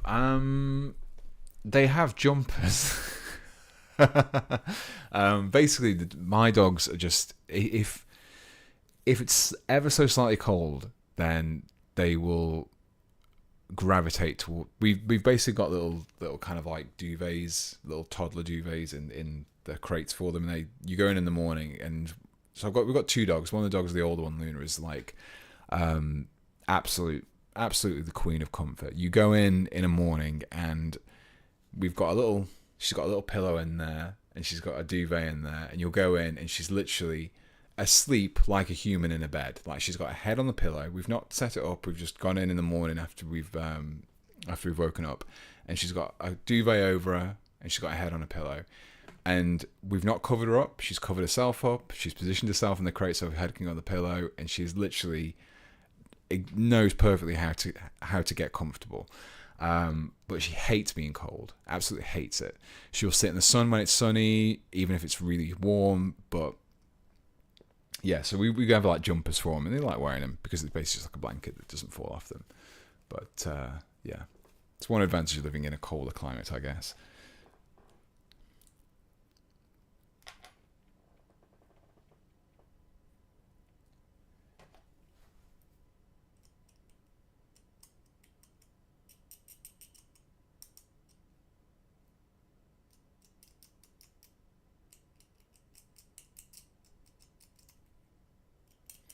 Right, okay. So I think that's prepped. We need to just figure out how to attach this, because the thing is, if you look here, we've got a little bit of a... So you can see this is like a circular thing, because this is meant to be attached to a different surface. Obviously, this is supposed to have a different backpack on. But if I attach this to... If I cut away this completely and have a flat surface, which would actually make a really nice contact point, you can see this little section that kind of curves in would actually start hitting the edge of the armor. We have a little bit of wiggle room, but not too much. We also have to make sure that it follows the shape of the backpack as well, actually. Shape of the torso. So what I'm thinking of doing is I'm going to cut off the top there, and then basically press this over the top, because you can see it's hollow on the inside. So let's try that. See how that goes to begin with.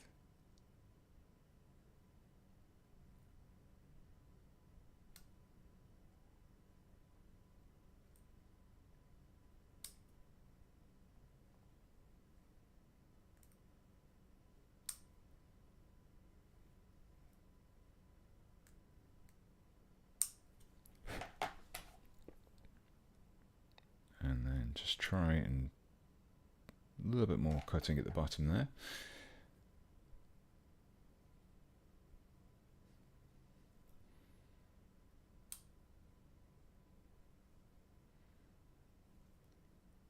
I'll check that.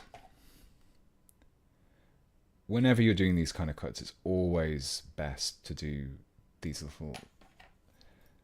little trims and then just do a dry fit.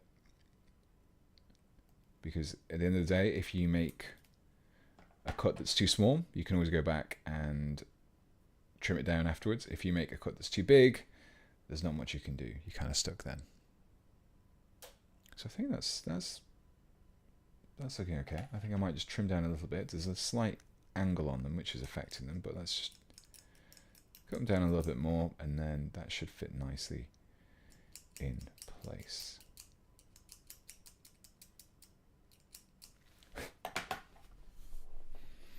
Okay, are we needed that? I think we're there. Let's get it glued. Not before we've got the old toothbrush though. We also need more Votann conversions. Yeah, I think going back to that question that was asked earlier about what my favourite faction is in 40k, I actually really do like the Leagues of Votan, but I don't feel like I've been able to... I've had the time to immerse myself into their lore and background quite as much as I would like to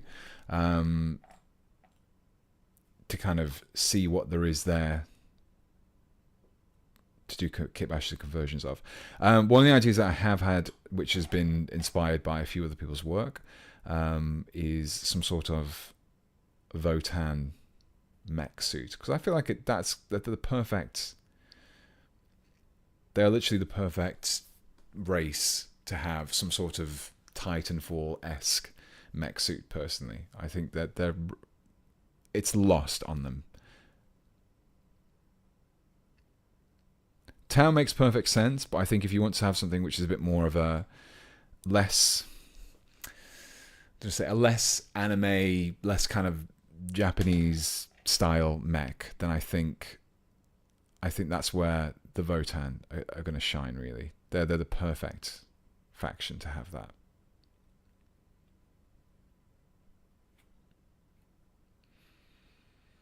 Okay.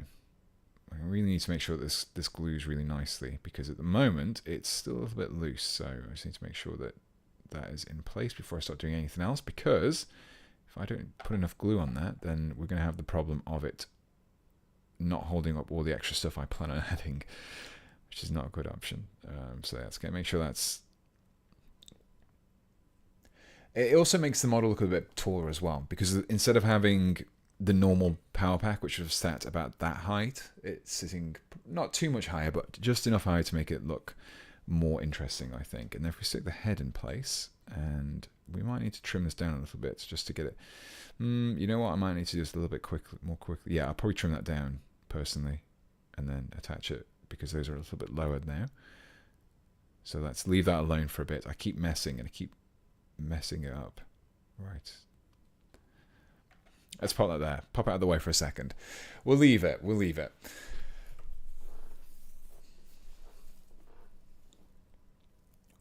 Ronan the Samurai. Hey Pete, thanks for your content. You are making really cool stuff. Thank you very much. Much appreciated. I do try my hardest. North Star, we do need more White Scars conversions. I think how many conversions have I done for White Scars? I've definitely done one. The Horus Heresy ones. Did I have done more? No, I don't think I've ever done any more, actually. There is options there, though. But test fit the head before the glue sets. I think I'm going to need to trim down those cables anyway. So I'm just going to trim them down and then keep test fitting afterwards. The head, because I clipped away where I was test fitting, the actual head, the wires are sitting further forward than than they were previously. So yeah. So a cross between Tau, Admech, and maybe Necrons. Are you... Oh yeah, for the mech thing, yeah. So the idea that I had would probably use a mixture of Tau parts, some Votan parts, and then some other parts I haven't decided on yet. But yeah, it's basically going to be... If you've seen Kabuski's stuff, he did a mock-up of one, which looked pretty cool. So if you ever are going through his older back catalogue of stuff, some pretty cool mech. There's also Wolf Dog, DAWG dog.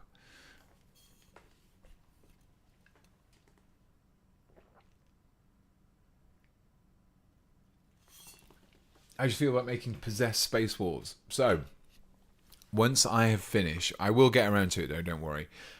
My army of 8 Demon Princes, I will probably end up adding in a few extra units of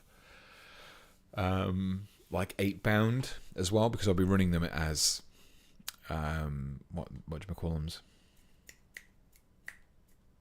World Eaters. So yeah, 8-bound will be a good kind of wolf and possess kind of thing. Invicta Warsuit might make a good base for the cockpit. Possibly, yeah. So I think I quite like the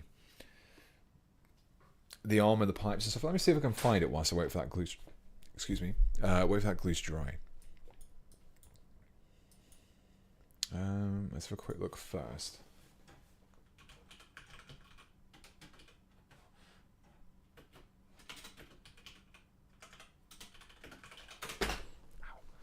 Okay, yeah, I've got it here. Firefox. So this is kind of the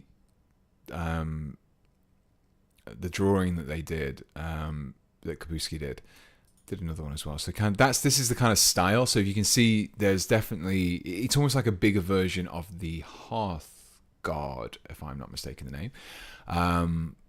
Basically a giant ironkin. Now, if you look at the parts, if you look at them, these kind of leg sections are very similar to the Invicta Warsuit. There's probably a few components in here, like this little, well, not little at all, but this metal section here is fairly easily sourced from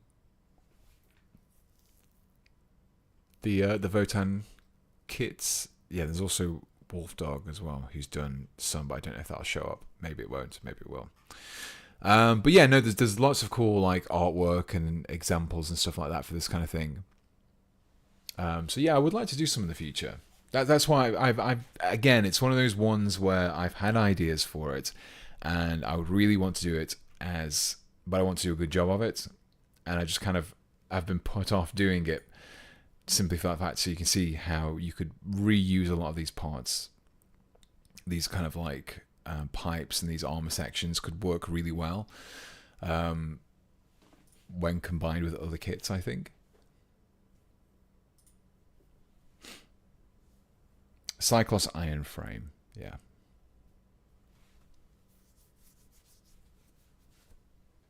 Left hand looks like a Leviathan Dreadnought.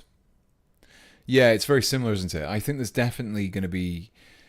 I mean, this section here, if you look at it, looks very similar to the weapon arms. It's actually pretty much spot on, actually. Where is it? There. So that's obviously the arm from the hang on, I forgot what they're called. Castellan robots. That's the word I'm looking for. It's basically the arm from that with a chunkier shoulder pad. So yeah, I think there's kind of a few parts from different things actually. It's a nice, interesting mock-up between depending on how big you want to go. You could base it around the size of the Castellan. You can base it around the size of maybe the Ghost Keel, is the word I'm looking for. Ghost Keel from the Tau. There is also obviously the Dreadnoughts. There's a few different options for Dreadnoughts as well, like the Brutalis. There's the Horus Heresy stuff, but I think there's definitely probably something there with the there is definitely something there with those kind of things.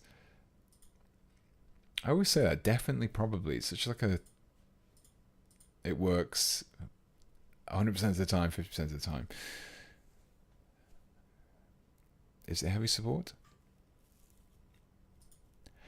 Like, I feel this with some Votan parts mixed in would work really well, personally. It's mainly the armor. I think if you can get that aspect of this kind of sectioned armor. Let's get another Votan tab up. A Votab.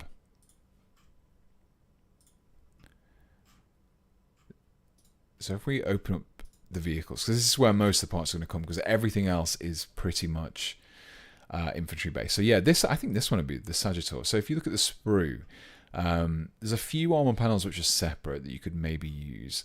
But it's going to be things like these pipes, reusing these pipes. These armor panels obviously separate as well. Yeah, there's quite a few little sections that could work really well, mixing and matching. I'm kind of getting excited to do this now. Maybe I should do it. Maybe I should do it a bit sooner. That'll be an expensive model though. Just looking at the price, it's like I'd need a Leviathan, which is going to be 50 quid, and then a Sagittor, which is 40 quid. So it'll be £90. Not the cheapest model. Oh, Jesus. Thank you. I need someone else controlling my camera. Anyway, let's go back. So I think that the Leviathan Siege Dreadnought, forget all that happened, just go back. So Leviathan Siege Dreadnought as a basis, using parts from the Sagittor. You could also use stuff from the Hecaton, but I don't think that's necessary. I think there's enough parts on here. As I was saying, for the first time ever, if you look at this, the kit, there's lots of components that you can use. These roll bars are really good. Lots of individual sections of armor paneling you could use. You could even probably cut up some bits from other parts. Use them. Yeah, there's a few options there, I think. Definitely a few options. The Hecaton, there's a lot more going on there. There's a lot more pipes. These would be really cool for like the head, I think. These little sections, but I don't, if I'm not mistaken, they're not full ball turrets. The actual components are. They're like half. I don't. Oh no, they are. Yeah, look, there we go. Open the image, a new tab. I don't know. I'm looking at this, but I think I actually have the sprues somewhere in one of my bits box. Yes, so you could use one of these as like the heads. You'd maybe need to obviously put something a bit there because I normally have a gun in it. This one's a bit trickier because the armor panels aren't as separate. You'd have to like chop stuff up, which I wouldn't want to do personally. That just seems like a lot of work. But yeah. Anyway. Back to the TECHMARINE, back to what we're actually working on at the moment. And I've actually made sure that the cameras are correct this time. Okay, so the backpack is a bit more stable now, which means we can start working on it. So I think it definitely needs a gun. Normally this would be mounted on the kind of like the arm, I think. But I think we need to have it something higher up. The problem with doing it on this side is it kind of clashes with the weapon, the way the weapon's made. There's a lot going on this side of the model. I think I need to cut that down, possibly pin it in place, attach it to the torso like that. This is a pretty good arm for this kind of thing because it is, this AdMech stuff is a little bit more closely linked to the Horus Heresy. It's a bit more utilitarian, I guess, is the word I'm looking for. Oh, the power pack isn't glued on very well, is it, Pete? Well done. Let's stick a bit more glue in there. That would be because I kept messing with it earlier, I think.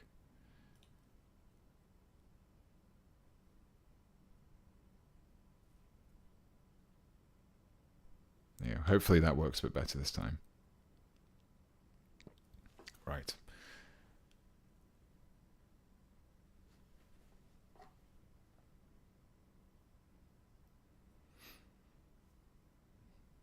So let's trim those pipes down. Let's get this head in place. I'm going to trim down the head, remove the mold lines from it, and then I'm going to glue this in place. And then that's done then. Don't have to worry about the head.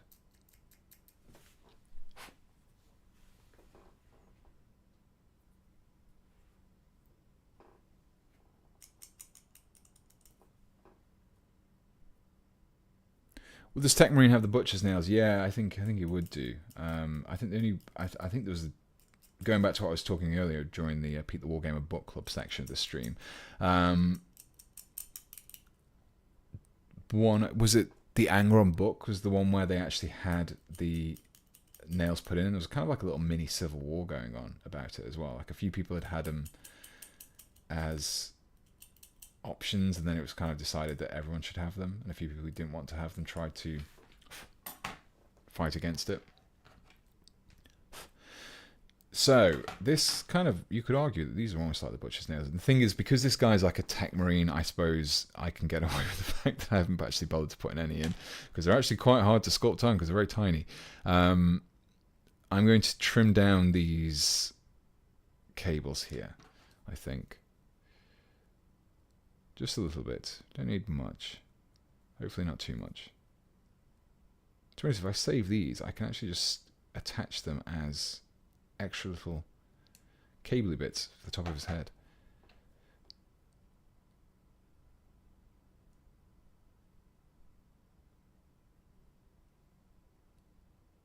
Almost there. A little bit more of a trim.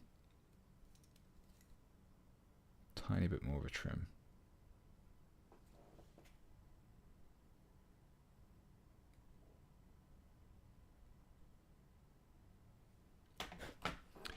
You know, you get into the really kind of tedious points of a build when everything goes quiet. There we go. I think that's close enough. This back one is maybe a little bit too short than I had intended. Oh no, okay. The head, once the head's in place, it's okay.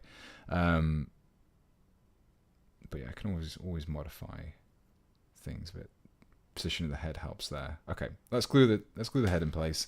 Let's check that the head is actually fully cleaned up first, actually, because I don't want to have to come back and try and remove mold lines for something that has already been glued into place.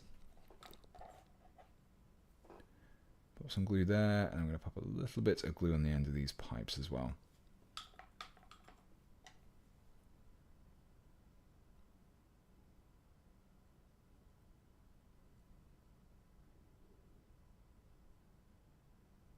There we go.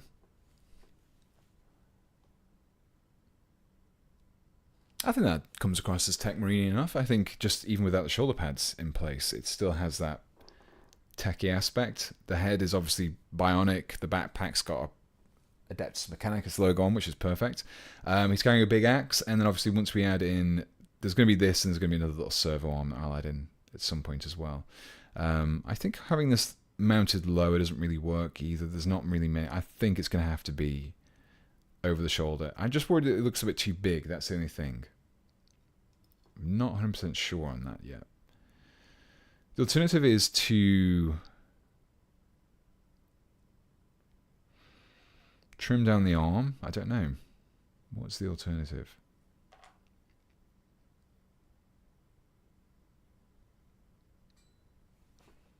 Not 100% sure on that one. Let's pop that there for a second, and whilst I think about how to go about that servo arm. Maybe shorten the barrel. Yeah, it's quite a long barrel, isn't it? I guess I could swap it with something else. So the original TECHMARINE has... Oops.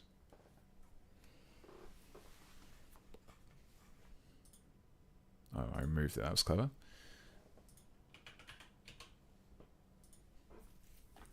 So he has, yeah, he has quite a stubby gun, doesn't he? Was it a forge gun or something like that? Yeah, it's like a little mini bolter, isn't it? It's tiny, really. I can't remember what the rules are. It's called like a forge bolter or something. I think it's kind of like a slightly heavier bolter, but not quite a heavy bolter. Oh, I actually have the codex right there.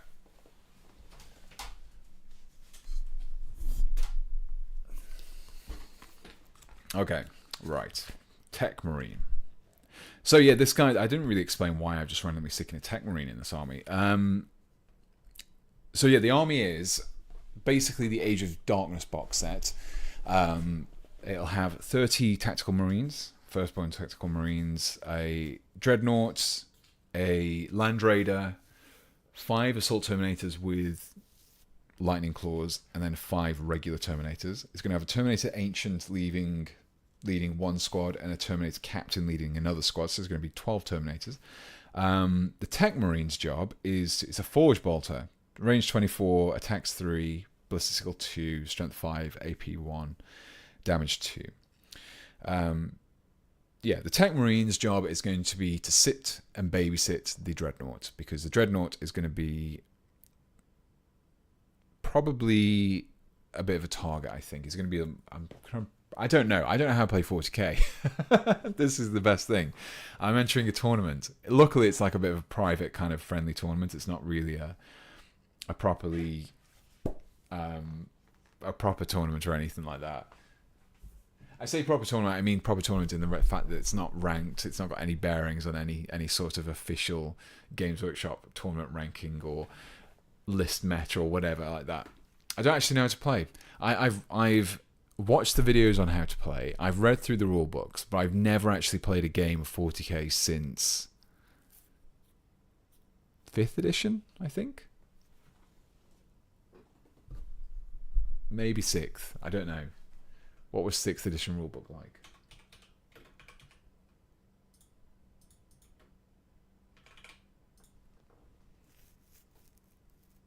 No, hang on. Was it 5th edition?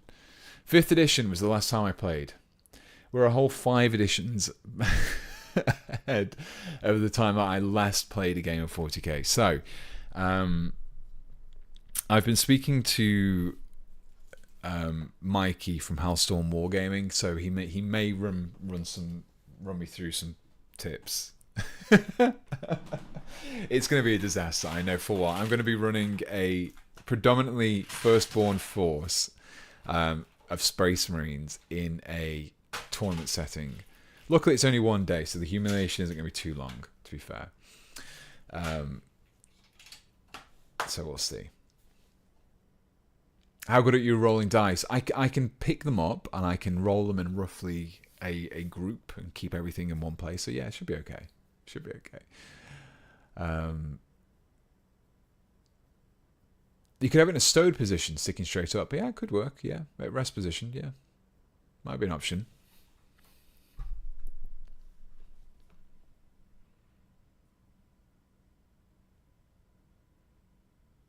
I think this one's too big. I think that's the problem. I think it's just the weapon is like the size of the guy. I think we need to have a smaller weapon. I can't, at the top of my head, I might need to change it around. I could just swap it out for a bolter, I guess. If I had a bolter which didn't also have a hand attached to it, that is, which I don't think I do have.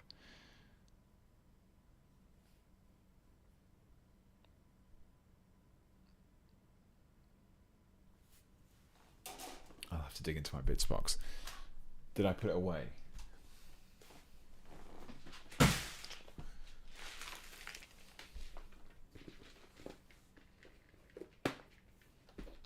World Eaters don't care for fancy guns anyway. That's true. That is true. Although I quite like the aspect. There's a kind of vibe, I guess, about. Oh, hang on. I do have access to a smaller bolter. Where is it now? Is it small enough though? Is it a small enough bolter? So this is, if I've still got it on screen, the bolter from one of the vehicle sprues. This is one of the Horus Heresy vehicle sprues, and it's kind of like the pintle mounted bolter. That might actually work. If I, let's have a look at this now. If I trim down around about that point there, just before this kind of where you would mount it to the arm, and then cut away this barrel and then attached it there, it would be a lot smaller.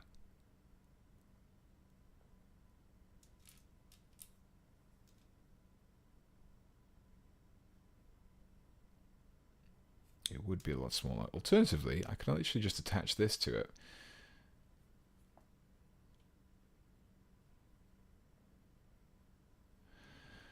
I'm actually thinking that might be a better option.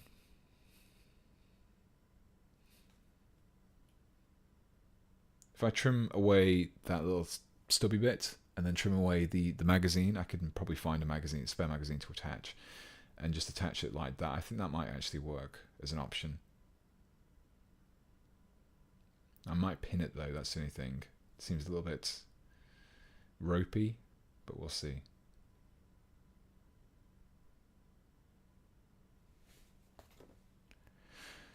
Thanks, North Star. Thanks for joining. Have a good evening.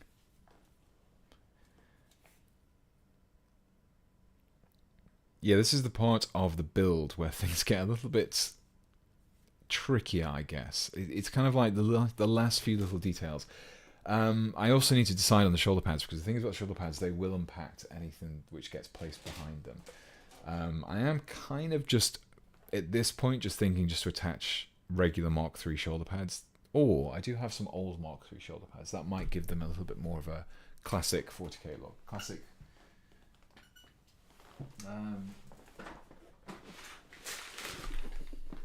The cables are coming off the head. They are. The glue just isn't wanting to stick this evening. I don't know why. Last week when I was gluing the Skaven together, everything was just gluing too much. It was gluing too well.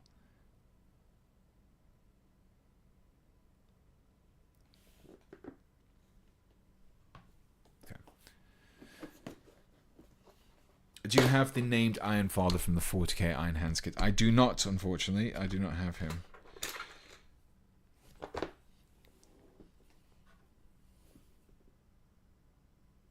I might just give him these classic Mark III kit arms, shoulder pads, sorry.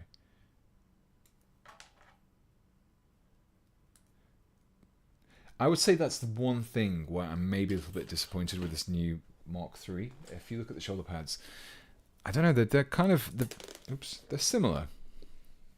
They have like a similar vibe, but I just don't think they're quite as, I don't know. I quite like the chunky banding on the other ones. I'd say these are maybe bigger actually. Let's do a direct comparison. Oh, they're pretty much spot on the same size. Spot on the same size. They just have a chunkier band, the old ones do.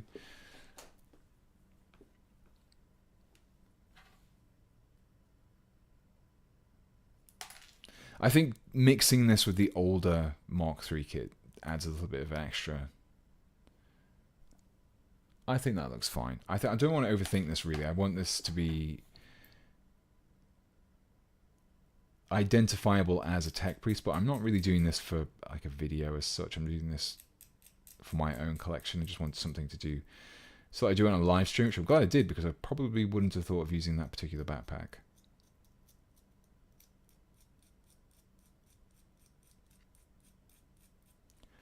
Okay, let's just go with these. It's also a little bit of a bottleneck, I suppose, because I can't really... The shoulder pads are one of those things which, if you get the shoulder pads wrong, you can... Let's push them up the arm a little bit, just to add a little bit more height. There we go.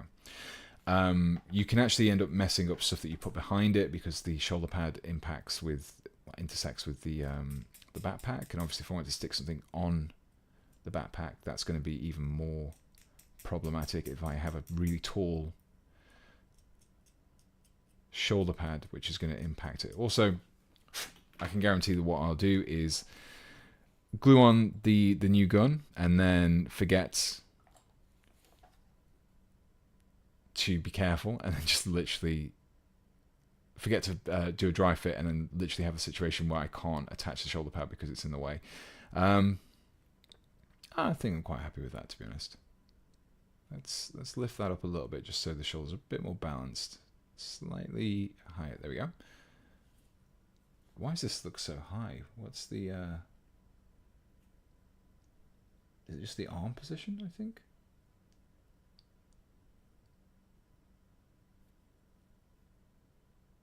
Let's bend that in a bit just so it's a bit more... There we go, that's better. Perfect. Okay, there we go. I think that's what we've got so far. What are we on? 9 o'clock. That's not bad. Mostly done.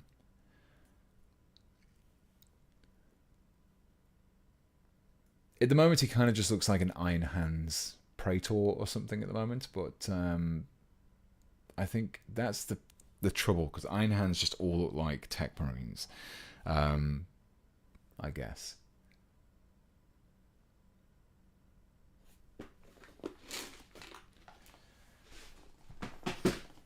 The Mark III didn't come with chainswords you can attach, right? That is correct. The Mark III does not come with any chainsword. It comes with just the bayonets. It doesn't even come with the chain bayonets, actually.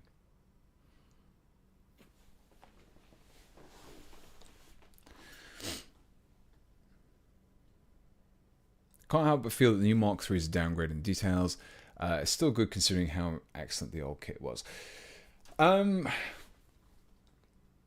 So I actually like... So as someone who's a really big fan of the old Mark III kits, they were probably my favorite kit from the range. I really, really like that kit.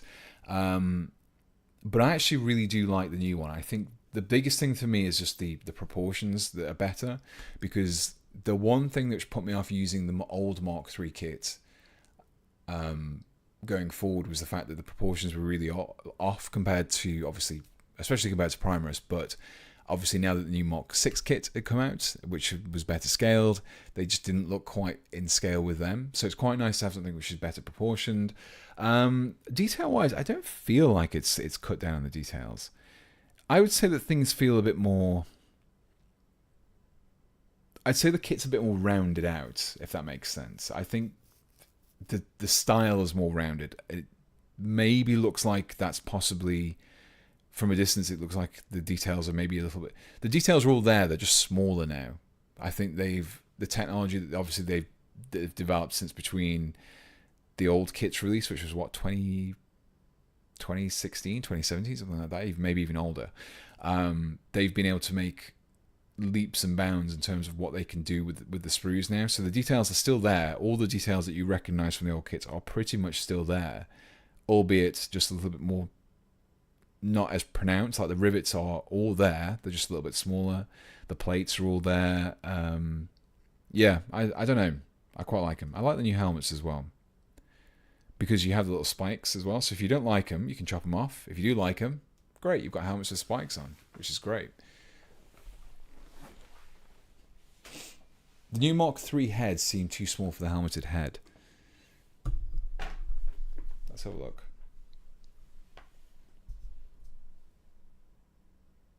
I mean, to be fair, they are fairly small, but I think that's pretty much an ongoing problem with most Space Marine kits. I don't think most heads look like they could fit inside the helmets that they come with. I know I've looked at a few Space Marine parts and just been like, how the hell is that supposed to work? But yeah. Yeah, if you don't like the helmet spikes, it's literally a case of just, it's such a small thing to remove. And the thing is, you still have the band. I actually think, I'm a big fan of having kits that have these extra little details that you can easily remove, and it's not really too much of an extra effort to remove them. But by having that extra detail on there, it makes it easier for people who want to have variation. These are great for Death Guard. They're great for...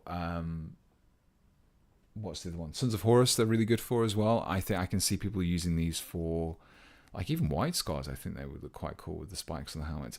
But yeah, if you don't like them, you just chop them off. If you want to do Imperial Fist, maybe chop them off. You can easily replace them with something else as well. Plumes and stuff. If I'm not mistaken... yeah, so there's this one as well. Where's the other? Yeah, so you have the Sergeant's head as well, which can have the plume on it as well. So that's the plume that you can have there.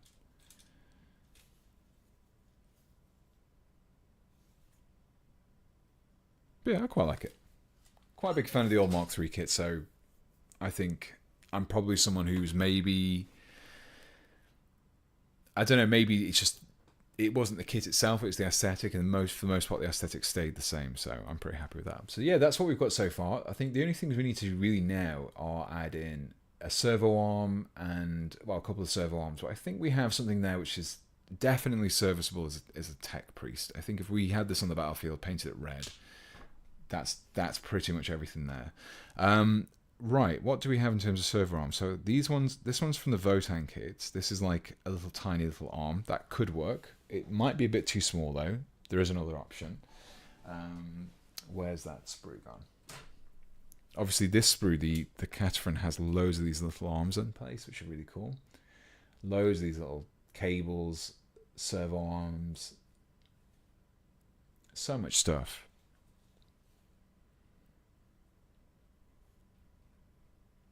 Just a matter of figuring out where stuff should go. But yeah, I definitely need to have that gun. That gun needs to be sorted. I'm still not sure about what to do with the gun. How well do the old Mark 3 arms fit? Just wondering, so I could use my old Forge World heavy weapons. I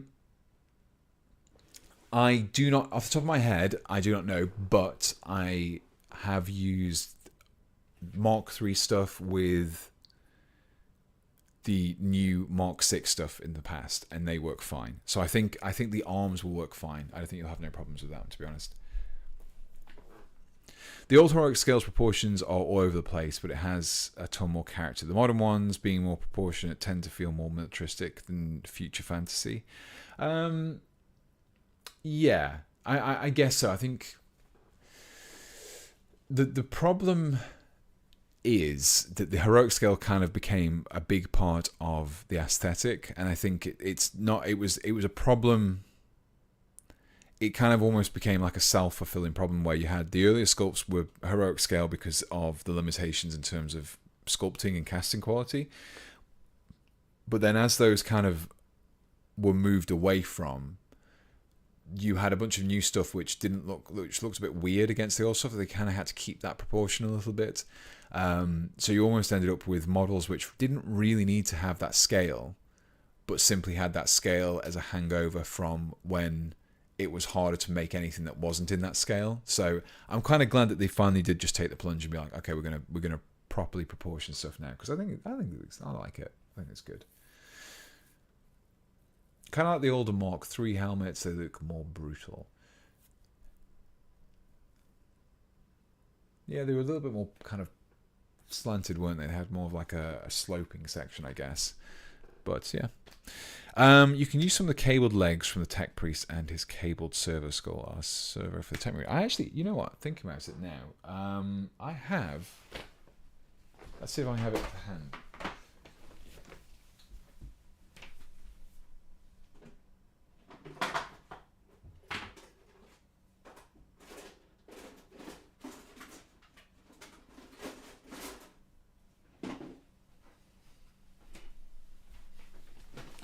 Kind of love the idea of anyone who joins the stream, just as I decide to get up to look for a kit in another box, just turns up just to be greeted by an empty chair. Right, now, the question is, do I have that part still, or did I use it for something else?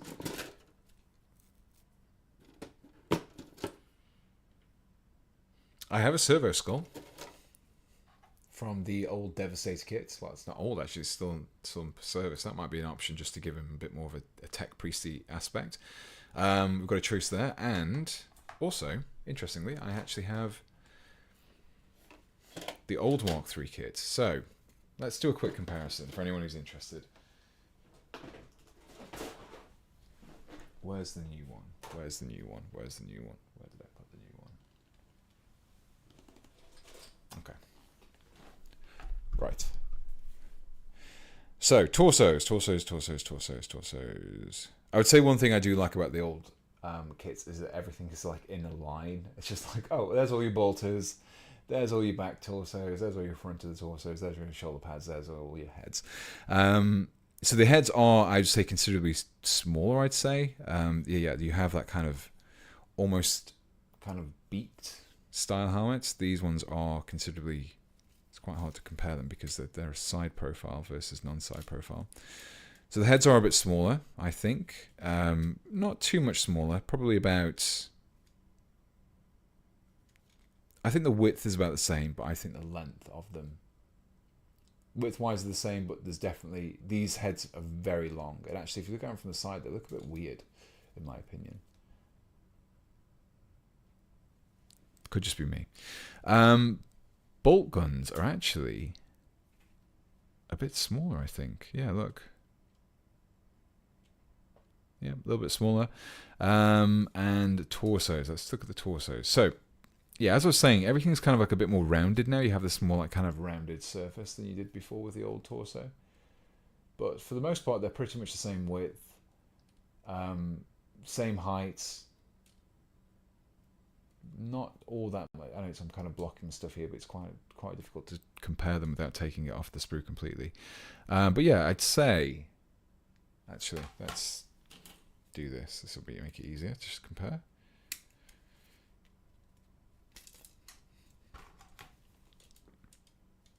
There we go.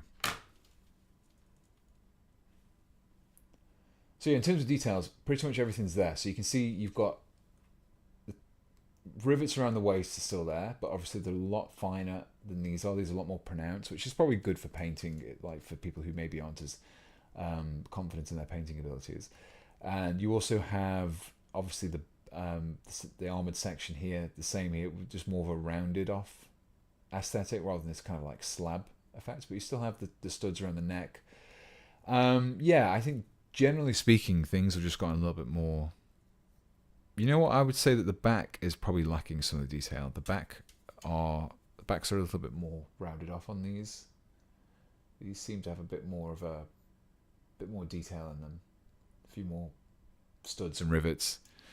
Yeah. Anyway, that's a quick comparison. I don't want to go too heavy with comparisons because I was in the middle of doing something else. What I was looking for was, there is a... I was originally looking for on these guys, the rocket launcher power pack has a little servo arm, and I think I might have used it on another build before, which is a shame.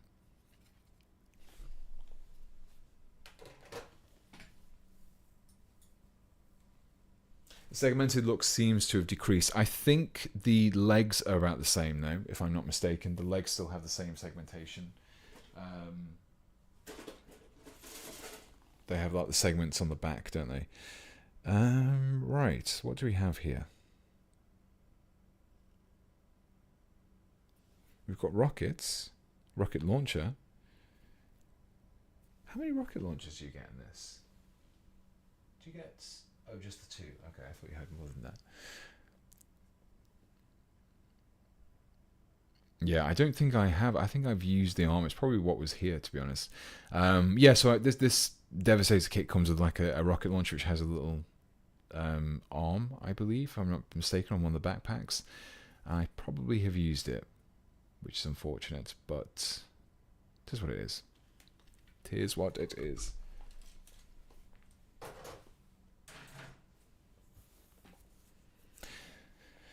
Right, yeah, I still need to do this gun. I still need to pick this gun, and I'm not 100% sure of what to do with this one. Someone said about stowing it. I think that might be a good option, because I think it gives us a little bit more freedom in terms of the model. It kind of bulks up the model and gives the idea of having weapons, but then it doesn't necessarily have the whole problem where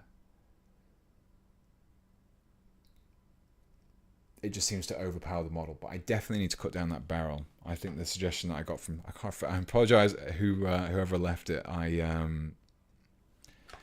I forget now, but I think I definitely need to replace that with something else. What do I need to replace it with? It needs to be a bolter of some sort. I need to have... I've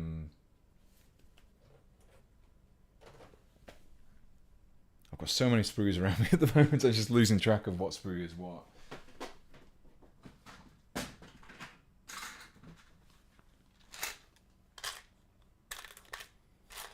Pretty sure I had a bolter in here. Maybe I didn't.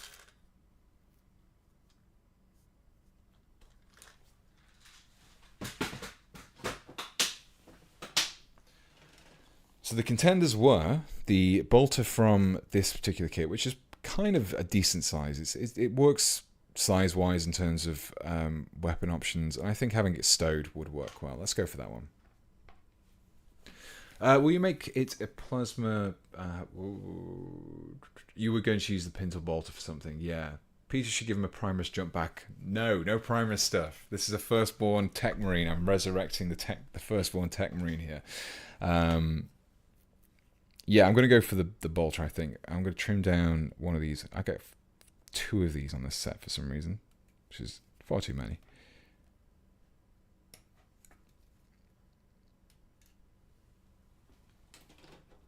And then we're going to trim this down, and we're going to... Well, I've lost it now. Where's it gone? There it is. Yeah, I think if we cut this down here, do it on camera so we can see. Trim that down, cut that down here, remove that. It's kind of like it looks similar. Not the same, but looks similar enough. Let's remove the barrel first.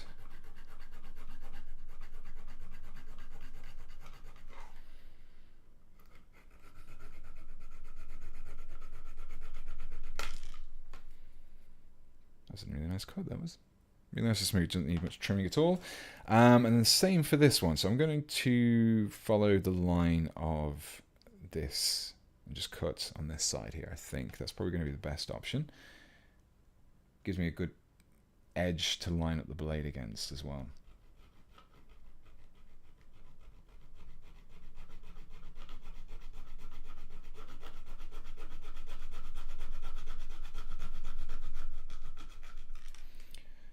Perfect.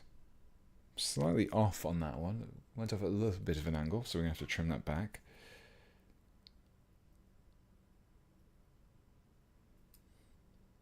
Yeah, let's That is better now than it was. We can give a rough comparison just to see what we're looking at here. Yeah, a bit stubbier than before, a little bit more kind of in line with the weapon that you actually get equipped on the model. We need to trim that, the underneath magazine as well. Let's clip that away.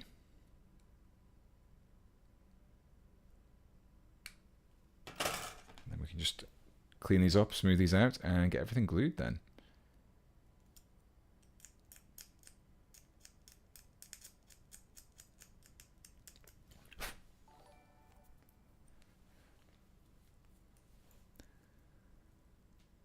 Peter, you should use some Hobbit bits. Do some hairy feet.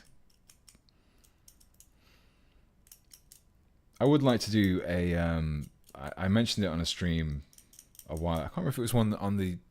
when I was starting doing the YouTube streams again, or if it was on when I was doing the Twitch streams still. Yeah,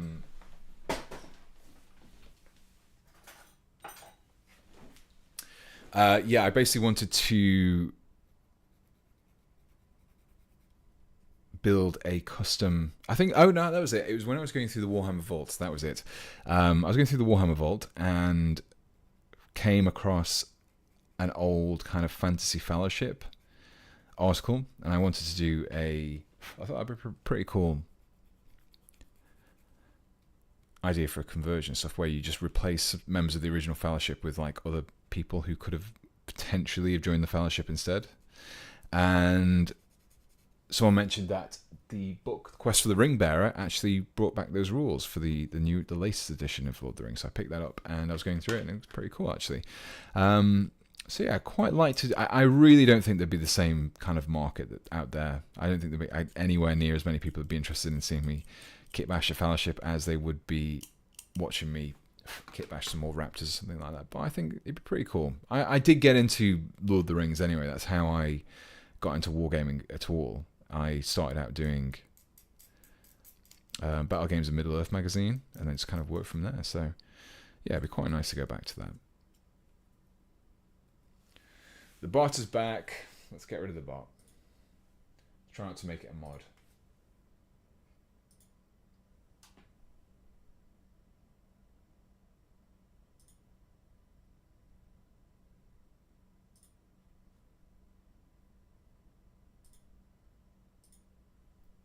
Perfect.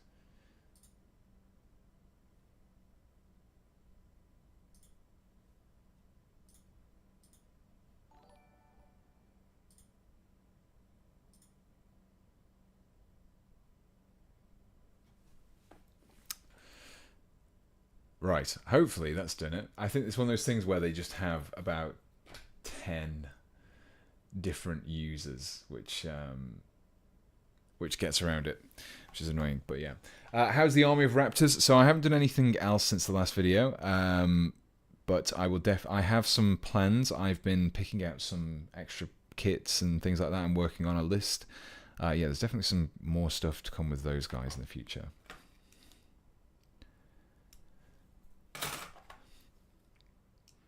I'd like to do some more Invicta war suits as well. I think that's, well, some at all. So I got the Raven Guard battle box, one that came out at Christmas last year, that has 2 of them in there. Also has some Reavers, which are always useful for bits, and Eliminators, which is also a unit that I want to incorporate into the army, because I can't have the Raptors army without having at least 2 units of Eliminators.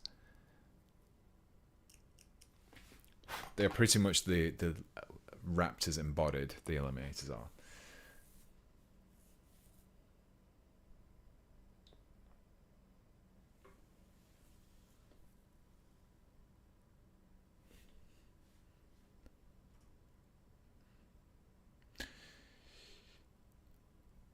What's your favourite Space Marine Legion or chapter, and which Primarchs are your favourites? One's Loyalist and one Traitor. Well, that is it's a thorough question indeed. So yeah, as I've discussed, I think my favourite Traitor Legion is World Eaters. I think after reading the books, I got really into their kind of background, and I don't know, I found them kind of a little bit more interesting than I initially maybe thought they were. So yeah, they're quite like the World Eaters. So I suppose that's the Traitor Legion. Loyalist legions.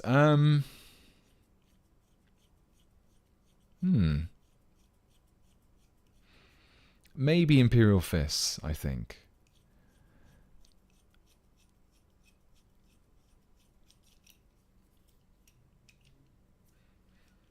I've always quite liked the whole kind of siege warfare aspect of them, I guess. And I quite like the aesthetic of the kind of the chunky. They are the color of JCB diggers, and they are also the shape of JCB diggers. That kind of aspect. Okay, so that should be lining up a lot better there. Slight trim, I think, just to line things up. What's your favorite gang? I think that it was my favorite gang. I quite like the idea of the Ironhead Prospectors. I think they're kind of like, I don't know. I find them quite unique, to be honest.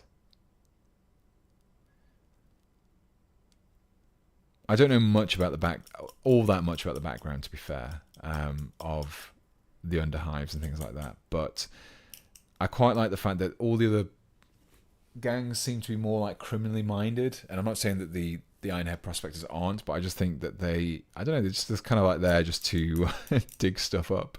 Like, oh yeah, we just want mineral rights. That's all we want.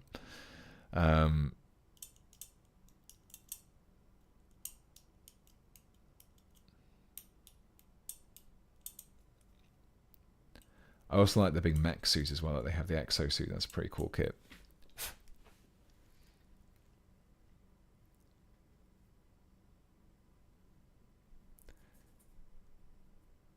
What bits from the Corpse Grinder cults would you use for World Eaters?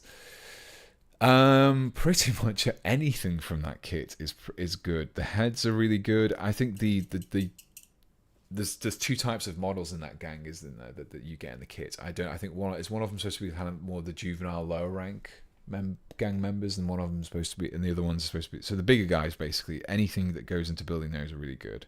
All the kind of spiked armor, the weapons, the actual heads themselves are really cool. The guys without the pistols, I don't like them as much. I think they kind of let the whole gang down. I just don't think they look quite as good.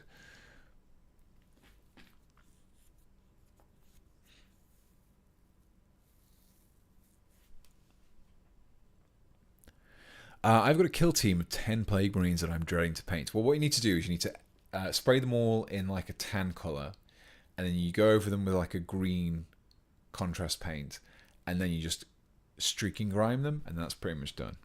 That's how you paint. That's how you paint Death Guard. Still not quite there. Let's just trim that back down a little bit more.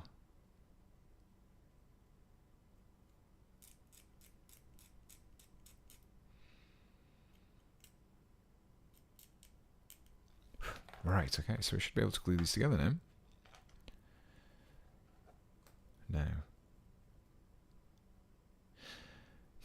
This actually gives us a little bit more of an option than I thought. I can actually change the way this is positioned. So this could be... So I've got an option now. So I can have it stowed like that, or I can have it attached like that, in which case I would probably... I'd need to mount the gun differently depending on which way I did it.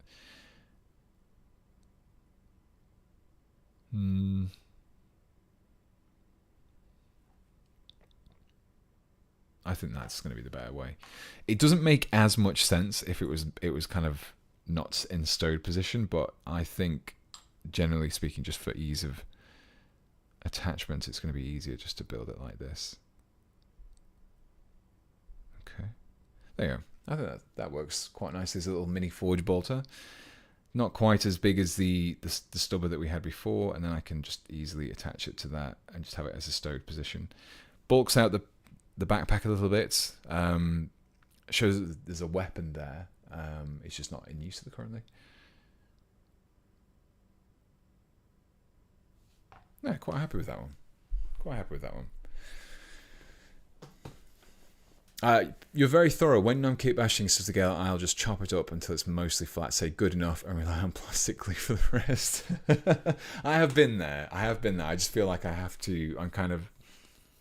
I guess when you've got an audience, you maybe need to have that. I don't know. You need to hold yourself at a higher standard, I guess. If everyone else wants that, if that's how you want to kitbash, that's fine. But I'll show you the way that you're quote unquote supposed to do it. And then if you want to do it that way, that's fine. If you don't want to, then that's up to you. I'm not going to force anyone to do kitbashing any particular way. My job here is just simply to give you some ideas.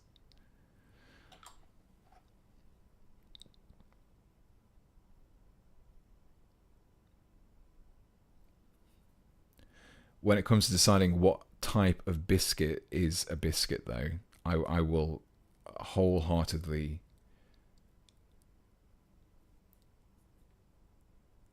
dictate exactly what is and what isn't in that category. There we go. Pretty much just need a servo arm now. I do feel sorry for you, Deadly Pony Smasher. Just spilled plastic cement. I've done that quite a few times. I have a table. I have like another mat underneath here just to catch anything which spills over in the future. But yeah, I think that's pretty much mostly there now. The only thing I need to do now is add it on another servo arm. Probably a few little cables and stuff. There's a few kits I can get those from. They're pretty straightforward.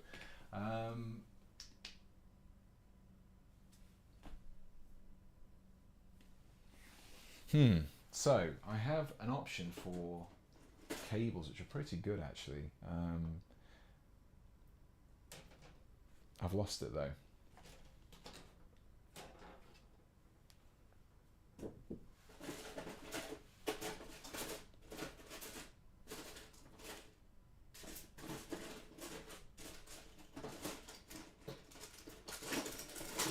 Found it.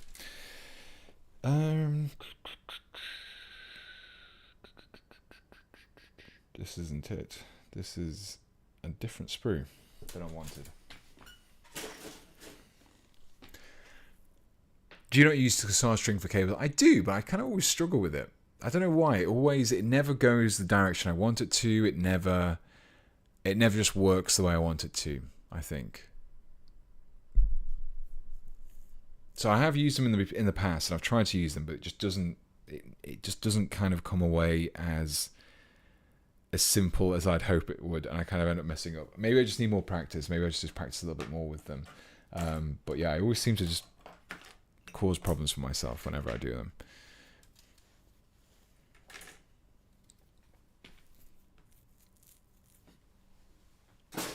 What's my favorite Age of Sigmar model?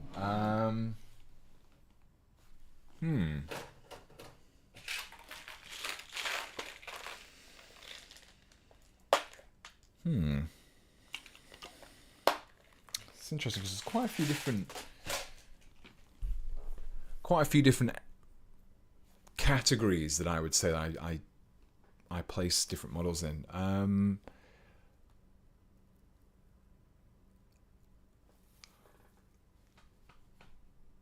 I genuinely can't think of anything at the top of the quest. I genuinely can't think of anything. There's a lot of stuff that I like, but there's nothing that I would say is my number one favorite.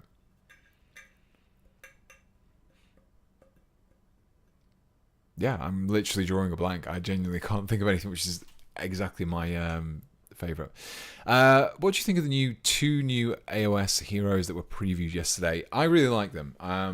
The Kurnoth guy, obviously oh, that's the sprue that I needed.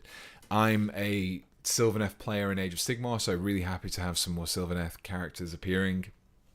Probably going to need to do something with him to include him in my army. Probably have to.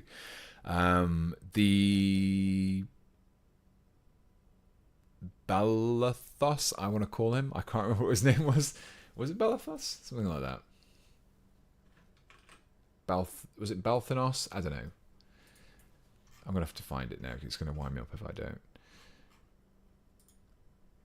Balthanos. There we go. I remembered it. Okay, cool. So Balthanos was the name. No, it wasn't. I was getting mixed up. What's the other guy named? Oh, Ionis Cryptborn. Okay. I think that that is probably one of my favorite Stormcast models that I've seen released for a long time, in my opinion. Because I feel like they've kind of... Dragons are cool. They've taken the dragon stuff, the Stormdrake stuff, which was cool, but I think it was a little bit bland. And they've taken a character who's quite an interesting character. They've basically made a grimdark Stormcast model and stuck him on a dragon. And I think that's kind of like two winning combinations. The base is pretty cool as well. I know it seems a bit strange to talk about the base like that, but I often feel that sometimes you get models which are let down by quite a boring base piece, but I quite like this one. I like it. It's yeah. I would say that the new dragon guy is probably one of my favorite ones. I wasn't actually planning on doing the camera. I was actually not even looking at it. This is just the 5th edition rulebook. Let's have a quick look. I think what I'm going to call it now. What are we on? Yeah, I don't think I'm going to get all that much done in the next 20 minutes anyway. So we're going to have the last 20 minutes or so of the stream. We're going to talk about yesterday's reveals, and we're going to also go over any questions that you might have. So yeah, the last 20 minutes of the stream, this is going to be... Look at that Necromunda. Your chance to get those last few questions in. I'm also going to have a quick look at these ones. So yeah, Balthanos, really like the model. I think he's slightly bigger than a regular Colonel Hunter, so I'm going to have to probably do my Nurgle stuff to him. I'm not sure what to do about this beetle thing. I might actually keep the beetle rather than mounting him on some sort of slug. I don't know. Definitely a few options for adding some of the plague fly things. I can't remember what they're called. What are they called? What are they called? I'm going mad.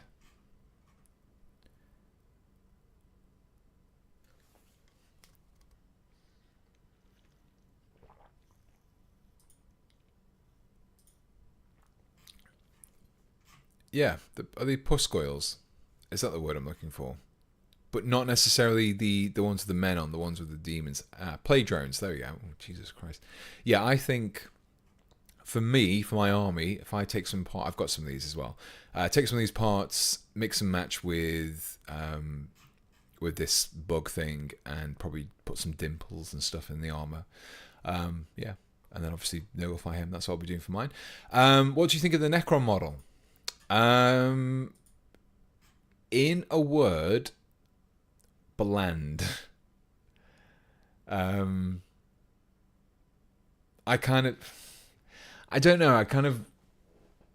I guess there's always going to have to be some characters and some foot heroes which are on a smaller base, so don't have as much of like the ability. They're not like the Silent King where they can have like a big floating platform and stuff around him.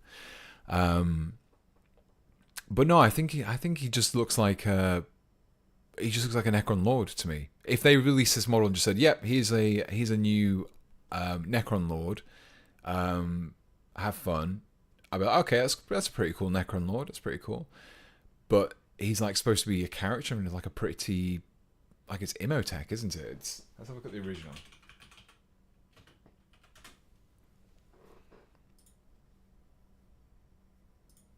Like, I can see that they've tried to obviously channel the original model. That's obviously where they've gone with this one. If we get the comparison, let's get a decent painted one. Yeah, it's literally. I'm all for the kind of like newer models, kind of having aspects of the old models, but they've literally just made. They've got the original model and just kind of skinnied them up a little bit, I guess. Change the direction that the wind's blowing on his cloak. Yeah, no, I don't think he's a particularly inspired model, in my personal opinion. I think maybe if there was some sort of cool little like different pose or anything like that. Obviously, this is from the Magic the Gathering card. Yeah, that's what I go for. Look at the old one's heads. Yeah, the head on this guy's a little bit trimmed down, isn't it? This one's a little bit more of like an impressive version.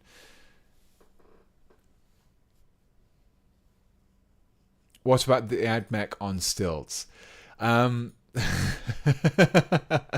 So now we're gonna talk about our old friend Kabuski here, because right, on paper, the concept of a Skitarii sniper on stilts who sits in for days waiting for the target shot and can sit still is cool. It's a cool concept, and pretty much from this point up, this kind of part of the model, it's a cool model. And I don't even mind the stilts, but there's better ways to do the stilts. Now,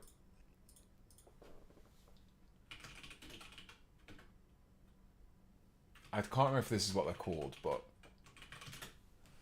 yeah, they are called tall boys. If you want to do stilts and you want to do kind of like a techie style to it, there are ways to do it. This is one of those ways. The tall boys from Dishonored, they're basically like a guy on stilts. He's got a few armor panels, but the stilts kind of feel like, obviously he's more of a human kind of deal, but you could definitely tech these up if you wanted to. Can I enlarge that concept art? Because that concept art looks cool.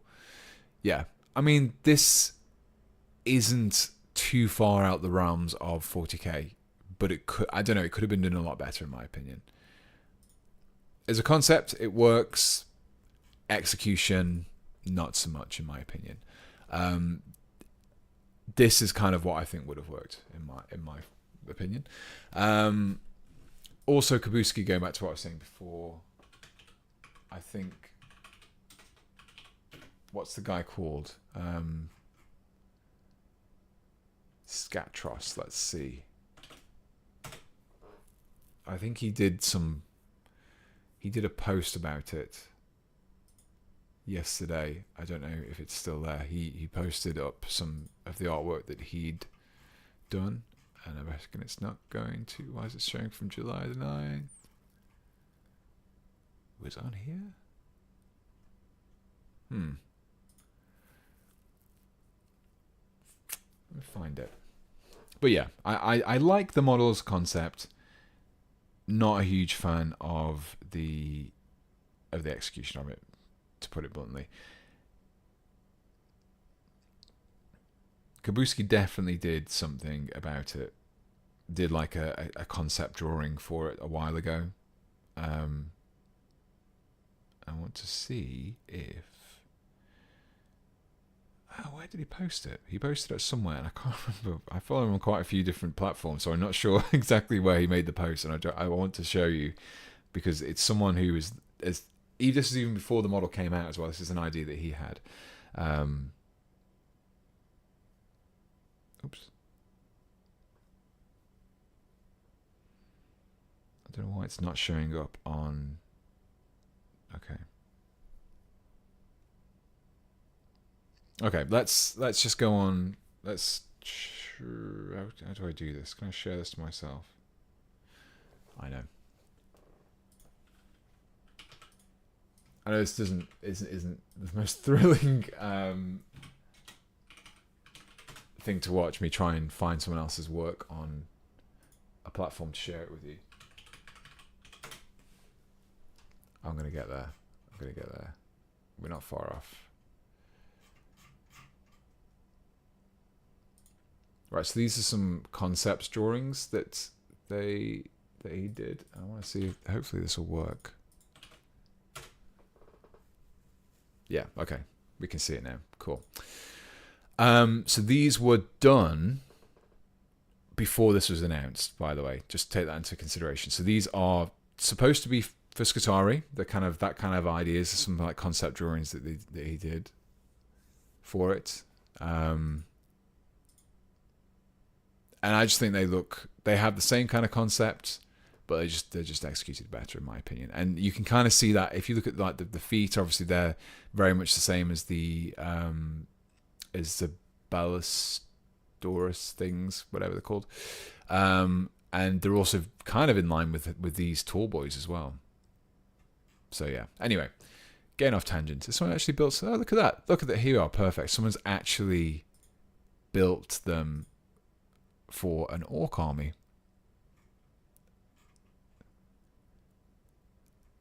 Yeah, they look cool. They just look so much better in my opinion.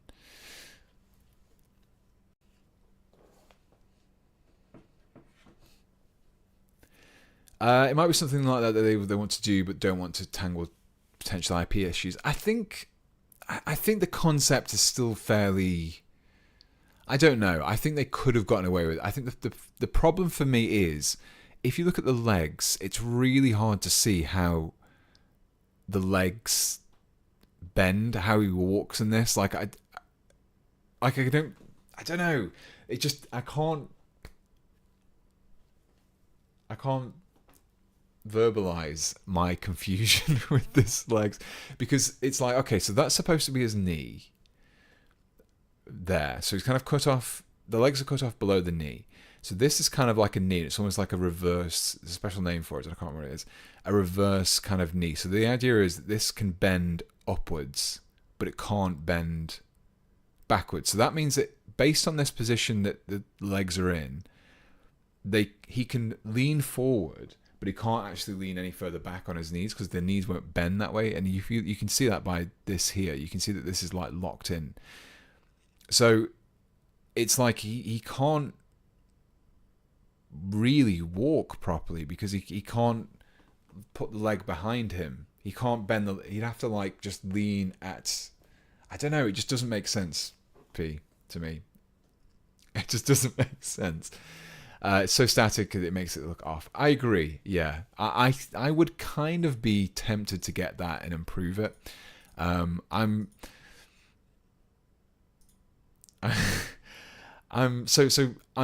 imagine it might be one of the models that Games Workshop maybe sends to me a bit early when the Adeptus Mechanicus gets released, and sometimes they ask when you've received it early if you can just send them some painted pictures before the release date of the model to include in an article, which is why if you saw my Raptors pop up on the Warhammer community a couple of weeks ago, that's how they ended up there. I don't think that if I got the model and fixed it, and see, this looks cool. This is like stilts, but there's a bit more kind of, I don't know, there's movement there, isn't there? There's not as static. There's definitely, you can see how these you can easily look at these legs and imagine how they move. You can see where the joints are based on animals that you've seen. It's kind of almost intuitive how this works around and this moves. But yeah.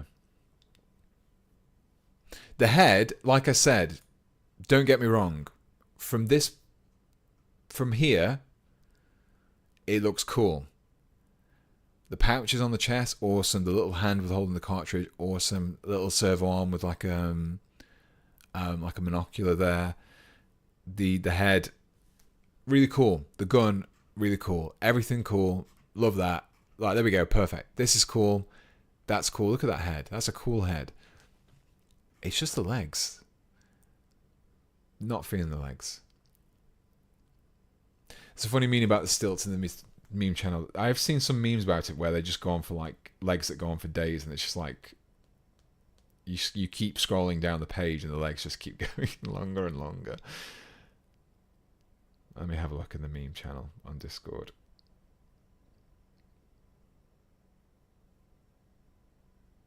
If I can find the Discord channel.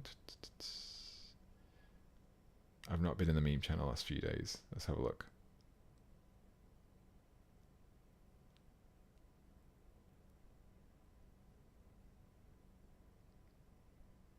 Oh, is this the just the slow pan up the legs to the, yeah.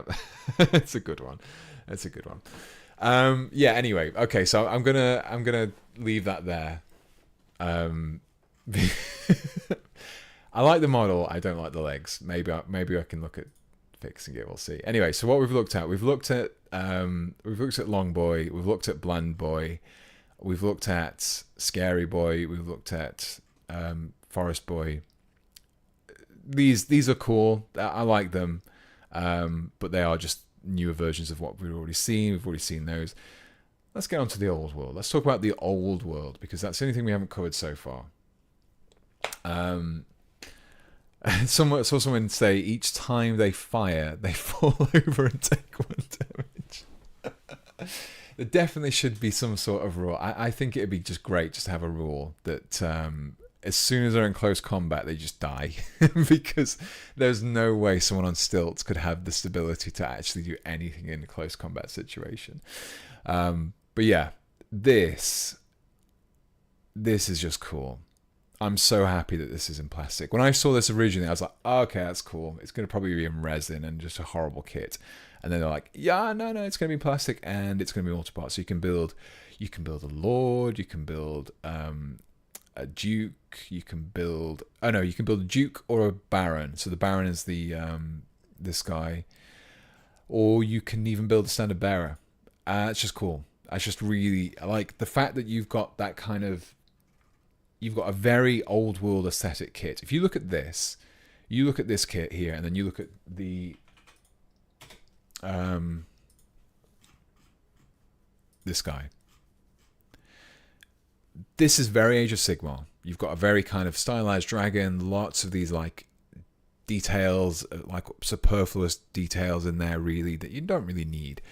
And it's like, okay, that's very Age of Sigmar, but this, it's just as detailed, it's just as well made and designed, but it is essentially a historical model, historical knight, but is on a big horse with wings, basically, apart from that aspect. It's just cool. I think that's what I really like about them, personally. I think there's just they've done a really good job of encompassing that old world aesthetic while still taking advantage of how far these plastic kit technologies have kind of moved on from when the old world used to be a thing. Knights of the Realm on foot, again, wasn't expecting these. Really pleased to see these. I think the only thing that I'm seeing with these particular models is that there's definitely going to be a bit of a scale change coming to the new range. These are more obvious with these because these are big bases. These are like the size of... These are probably easily the size of Chaos Warriors, I'd say. These aren't 25 mils. These look like big bases. Maybe 32 mil, I think. But yeah, these are cool. I like them, though. The models are cool. Foot Knights, awesome. The fact that you... Just the options that you'll get for messing around with the conversions and stuff like that, it's just going to be so cool. Just the pure kit bash potential in this kit, because you not only get all the swords and shields, but you also get the pole axes. So it's like, okay, if you build them as this, you're still going to have a load of swords and shields, and then you can work them with the knights as well. So obviously these are coming back, I am glad that these plastics are coming back. I'm not sure how well they're going to be holding up against these newer plastic ranges. Like these don't look bad by any stretch of the imagination. That they're considering the age of these kits are about 20 years old, if I'm not mistaken. And they don't look too bad, in my opinion. They don't look too bad at all. I think that of all the 20-year-old kits to come back, I think these are some of the better ones. And these, have you seen the sprues for these? Just as an interesting side tangent.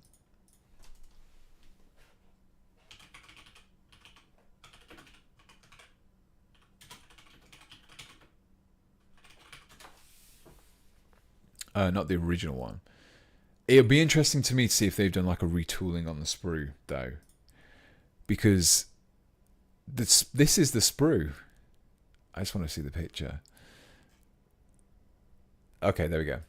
That's the command sprue that you get. I think you get one of those for both the men-at-arms.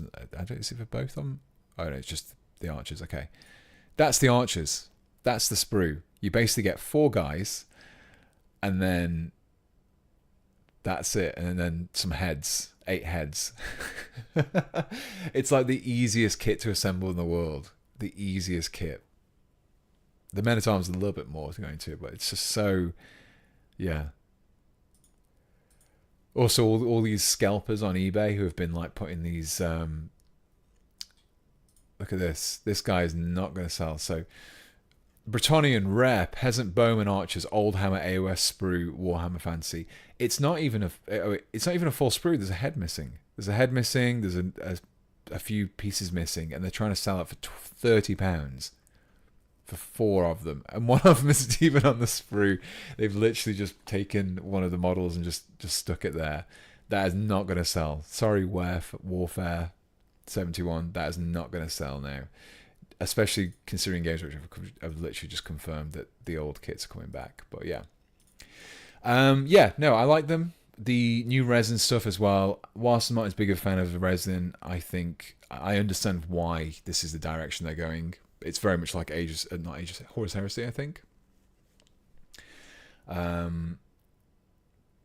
It seems to be that they're going to be releasing a lot of stuff in a few things in plastic. Obviously, we've got 2 brand new kits in plastic for the Bretonnians, which is pretty cool. I wasn't even expecting 1, to be fair. So that's cool. Old kits coming back, which is good, but I think it's more of like a temporary stopgap measure. I think maybe after these have been around for a while, we might even see a re-release. If speaking of what we've been talking about this evening, if we've had the Mark III kits, the old Mark III kits was reboxed, re-released, for want of a better phrase, when the Horus Heresy came out, and then a year later they've just been redesigned and re-released. So I would fully expect knights, men-at-arms, peasant bowmen, if the release for this goes well, and I think if enough people jump on it and Games Workshop sees there's definitely a market for this game system, I wouldn't be surprised if we start seeing these getting released. Maybe not, but I think it'd be a good option, personally. But I don't think these are too bad to go into the game. I think that's why. I think we still have the second batch as well, which are going to be the Tomb Kings, aren't they? They're going to be the 2 release factions, which is going to be obviously Bretonnians and Tomb Kings. The Tomb Kings, on the other hand, are really in much more of a dire need of a refresh. There was towards the end, there was some very kind of janky looking kits, but there was also some very cool looking kits. So they had the really nice kind of big models, which were really cool, and then the smaller kits and smaller units, which were a bit old, like the Skeleton Cavalry. But yeah, this is getting re-released some resin as well, isn't it, this one? So yeah, that was pretty much everything yesterday, wasn't it? I don't think I missed anything from yesterday's reveals. Old World discussed, briefly talked about that one. Oh, one thing I am going to say about this one, the fact that this is getting released as a mini box set with just the 2 teams in and a few small pieces of terrain, rather than, because you just get that. You just get some of these in there, and then you don't get all this terrain.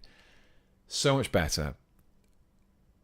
It got to a ridiculous point with Gallo Dark stuff, where if you wanted the latest kill teams, you would literally have boxes and boxes of Gallo Dark scenery that you didn't need, because you got enough scenery in one box to work perfectly for your game. So it was just such a waste of time. Obviously they were doing it to kind of sell more stuff, but it was just crap for people who wanted the kill teams and didn't want to buy the scenery that they'd already had to buy twice. But yeah. So yeah, in summary, weird legs, bland model, cool model I probably will be buying and messing around with. I'm glad for our players to get another Aspect Warriors, but I'm going to be using some of these scouts in my Raptors when I get some. And yeah, really overall looking forward to the Old World. I'm really pleased to see some of the Bretonnian stuff going back. And with that, we're going to have a quick look at where we got so far in this video. Pretty happy with that. We set out to make a Mark III TECHMARINE, and we did it, I think. There's a few little extra details to add, maybe another servo arm, a few little pouches and extra dials and equipment and things like that. But yeah, really, really pleased with how that came out. I think we managed to do a good job in the 3 hours that we've been streaming. So yeah, thank you very much to everyone who has joined the stream. Thank you very much to the very kind folks who have done super chats, and yeah, everyone who's a channel member, Patreon member. Thank you very much for your continued support. Thank you very much for coming along to this stream this evening and saying hi. I have had a lot of people in the comments today, so I haven't been able to keep on top of them as much as I would like to, but thank you very much indeed for all the same for coming over and supporting the stream. So yeah, this stream will be up as a VOD. I would like to get to a point where I can edit them down into the more of like the interesting sections where I'm building the model, but it's just the time at the moment. Currently working on my Kickstarter for my own kit, my own plastic kit, Dead Animal Bits kit. So that's taking up a lot of my time at the moment. But I'm in the process of just basically working on a few little bits and bobs to assist the Kickstarter. So these are, so you can see the bones here, the rib cage and the hand. They're all from the new kit. Same with this guy as well. The teeth and the horns are from the kit, and I've got this guy here. It's like a corn demon. If you've played Elden Ring, you'll definitely see the kind of motif that I've gone for with this one. And yeah, and there's all these little ram horns are from the new kit as well. So yeah, there'll be more information about that. I always like to give the guys who tune into my stream a little bit more information about the old little sneaky Kickstarter that's coming out. So yeah, that's going to be hopefully the latest month, all being well. But yeah, thank you very much for everyone who has joined. Thank you very much. I hope you all have a wonderful rest of your Sunday, and you have a wonderful week until I see you again. Probably next Sunday. I think it's next Sunday that I'll be streaming again. One of the weekends I'll have to stream on the Monday again, but I'm not sure. But anyway, thank you very much for everyone who has joined in. I'll see you all on... Wait, let me find the thing. I'll see you all next time. Bye.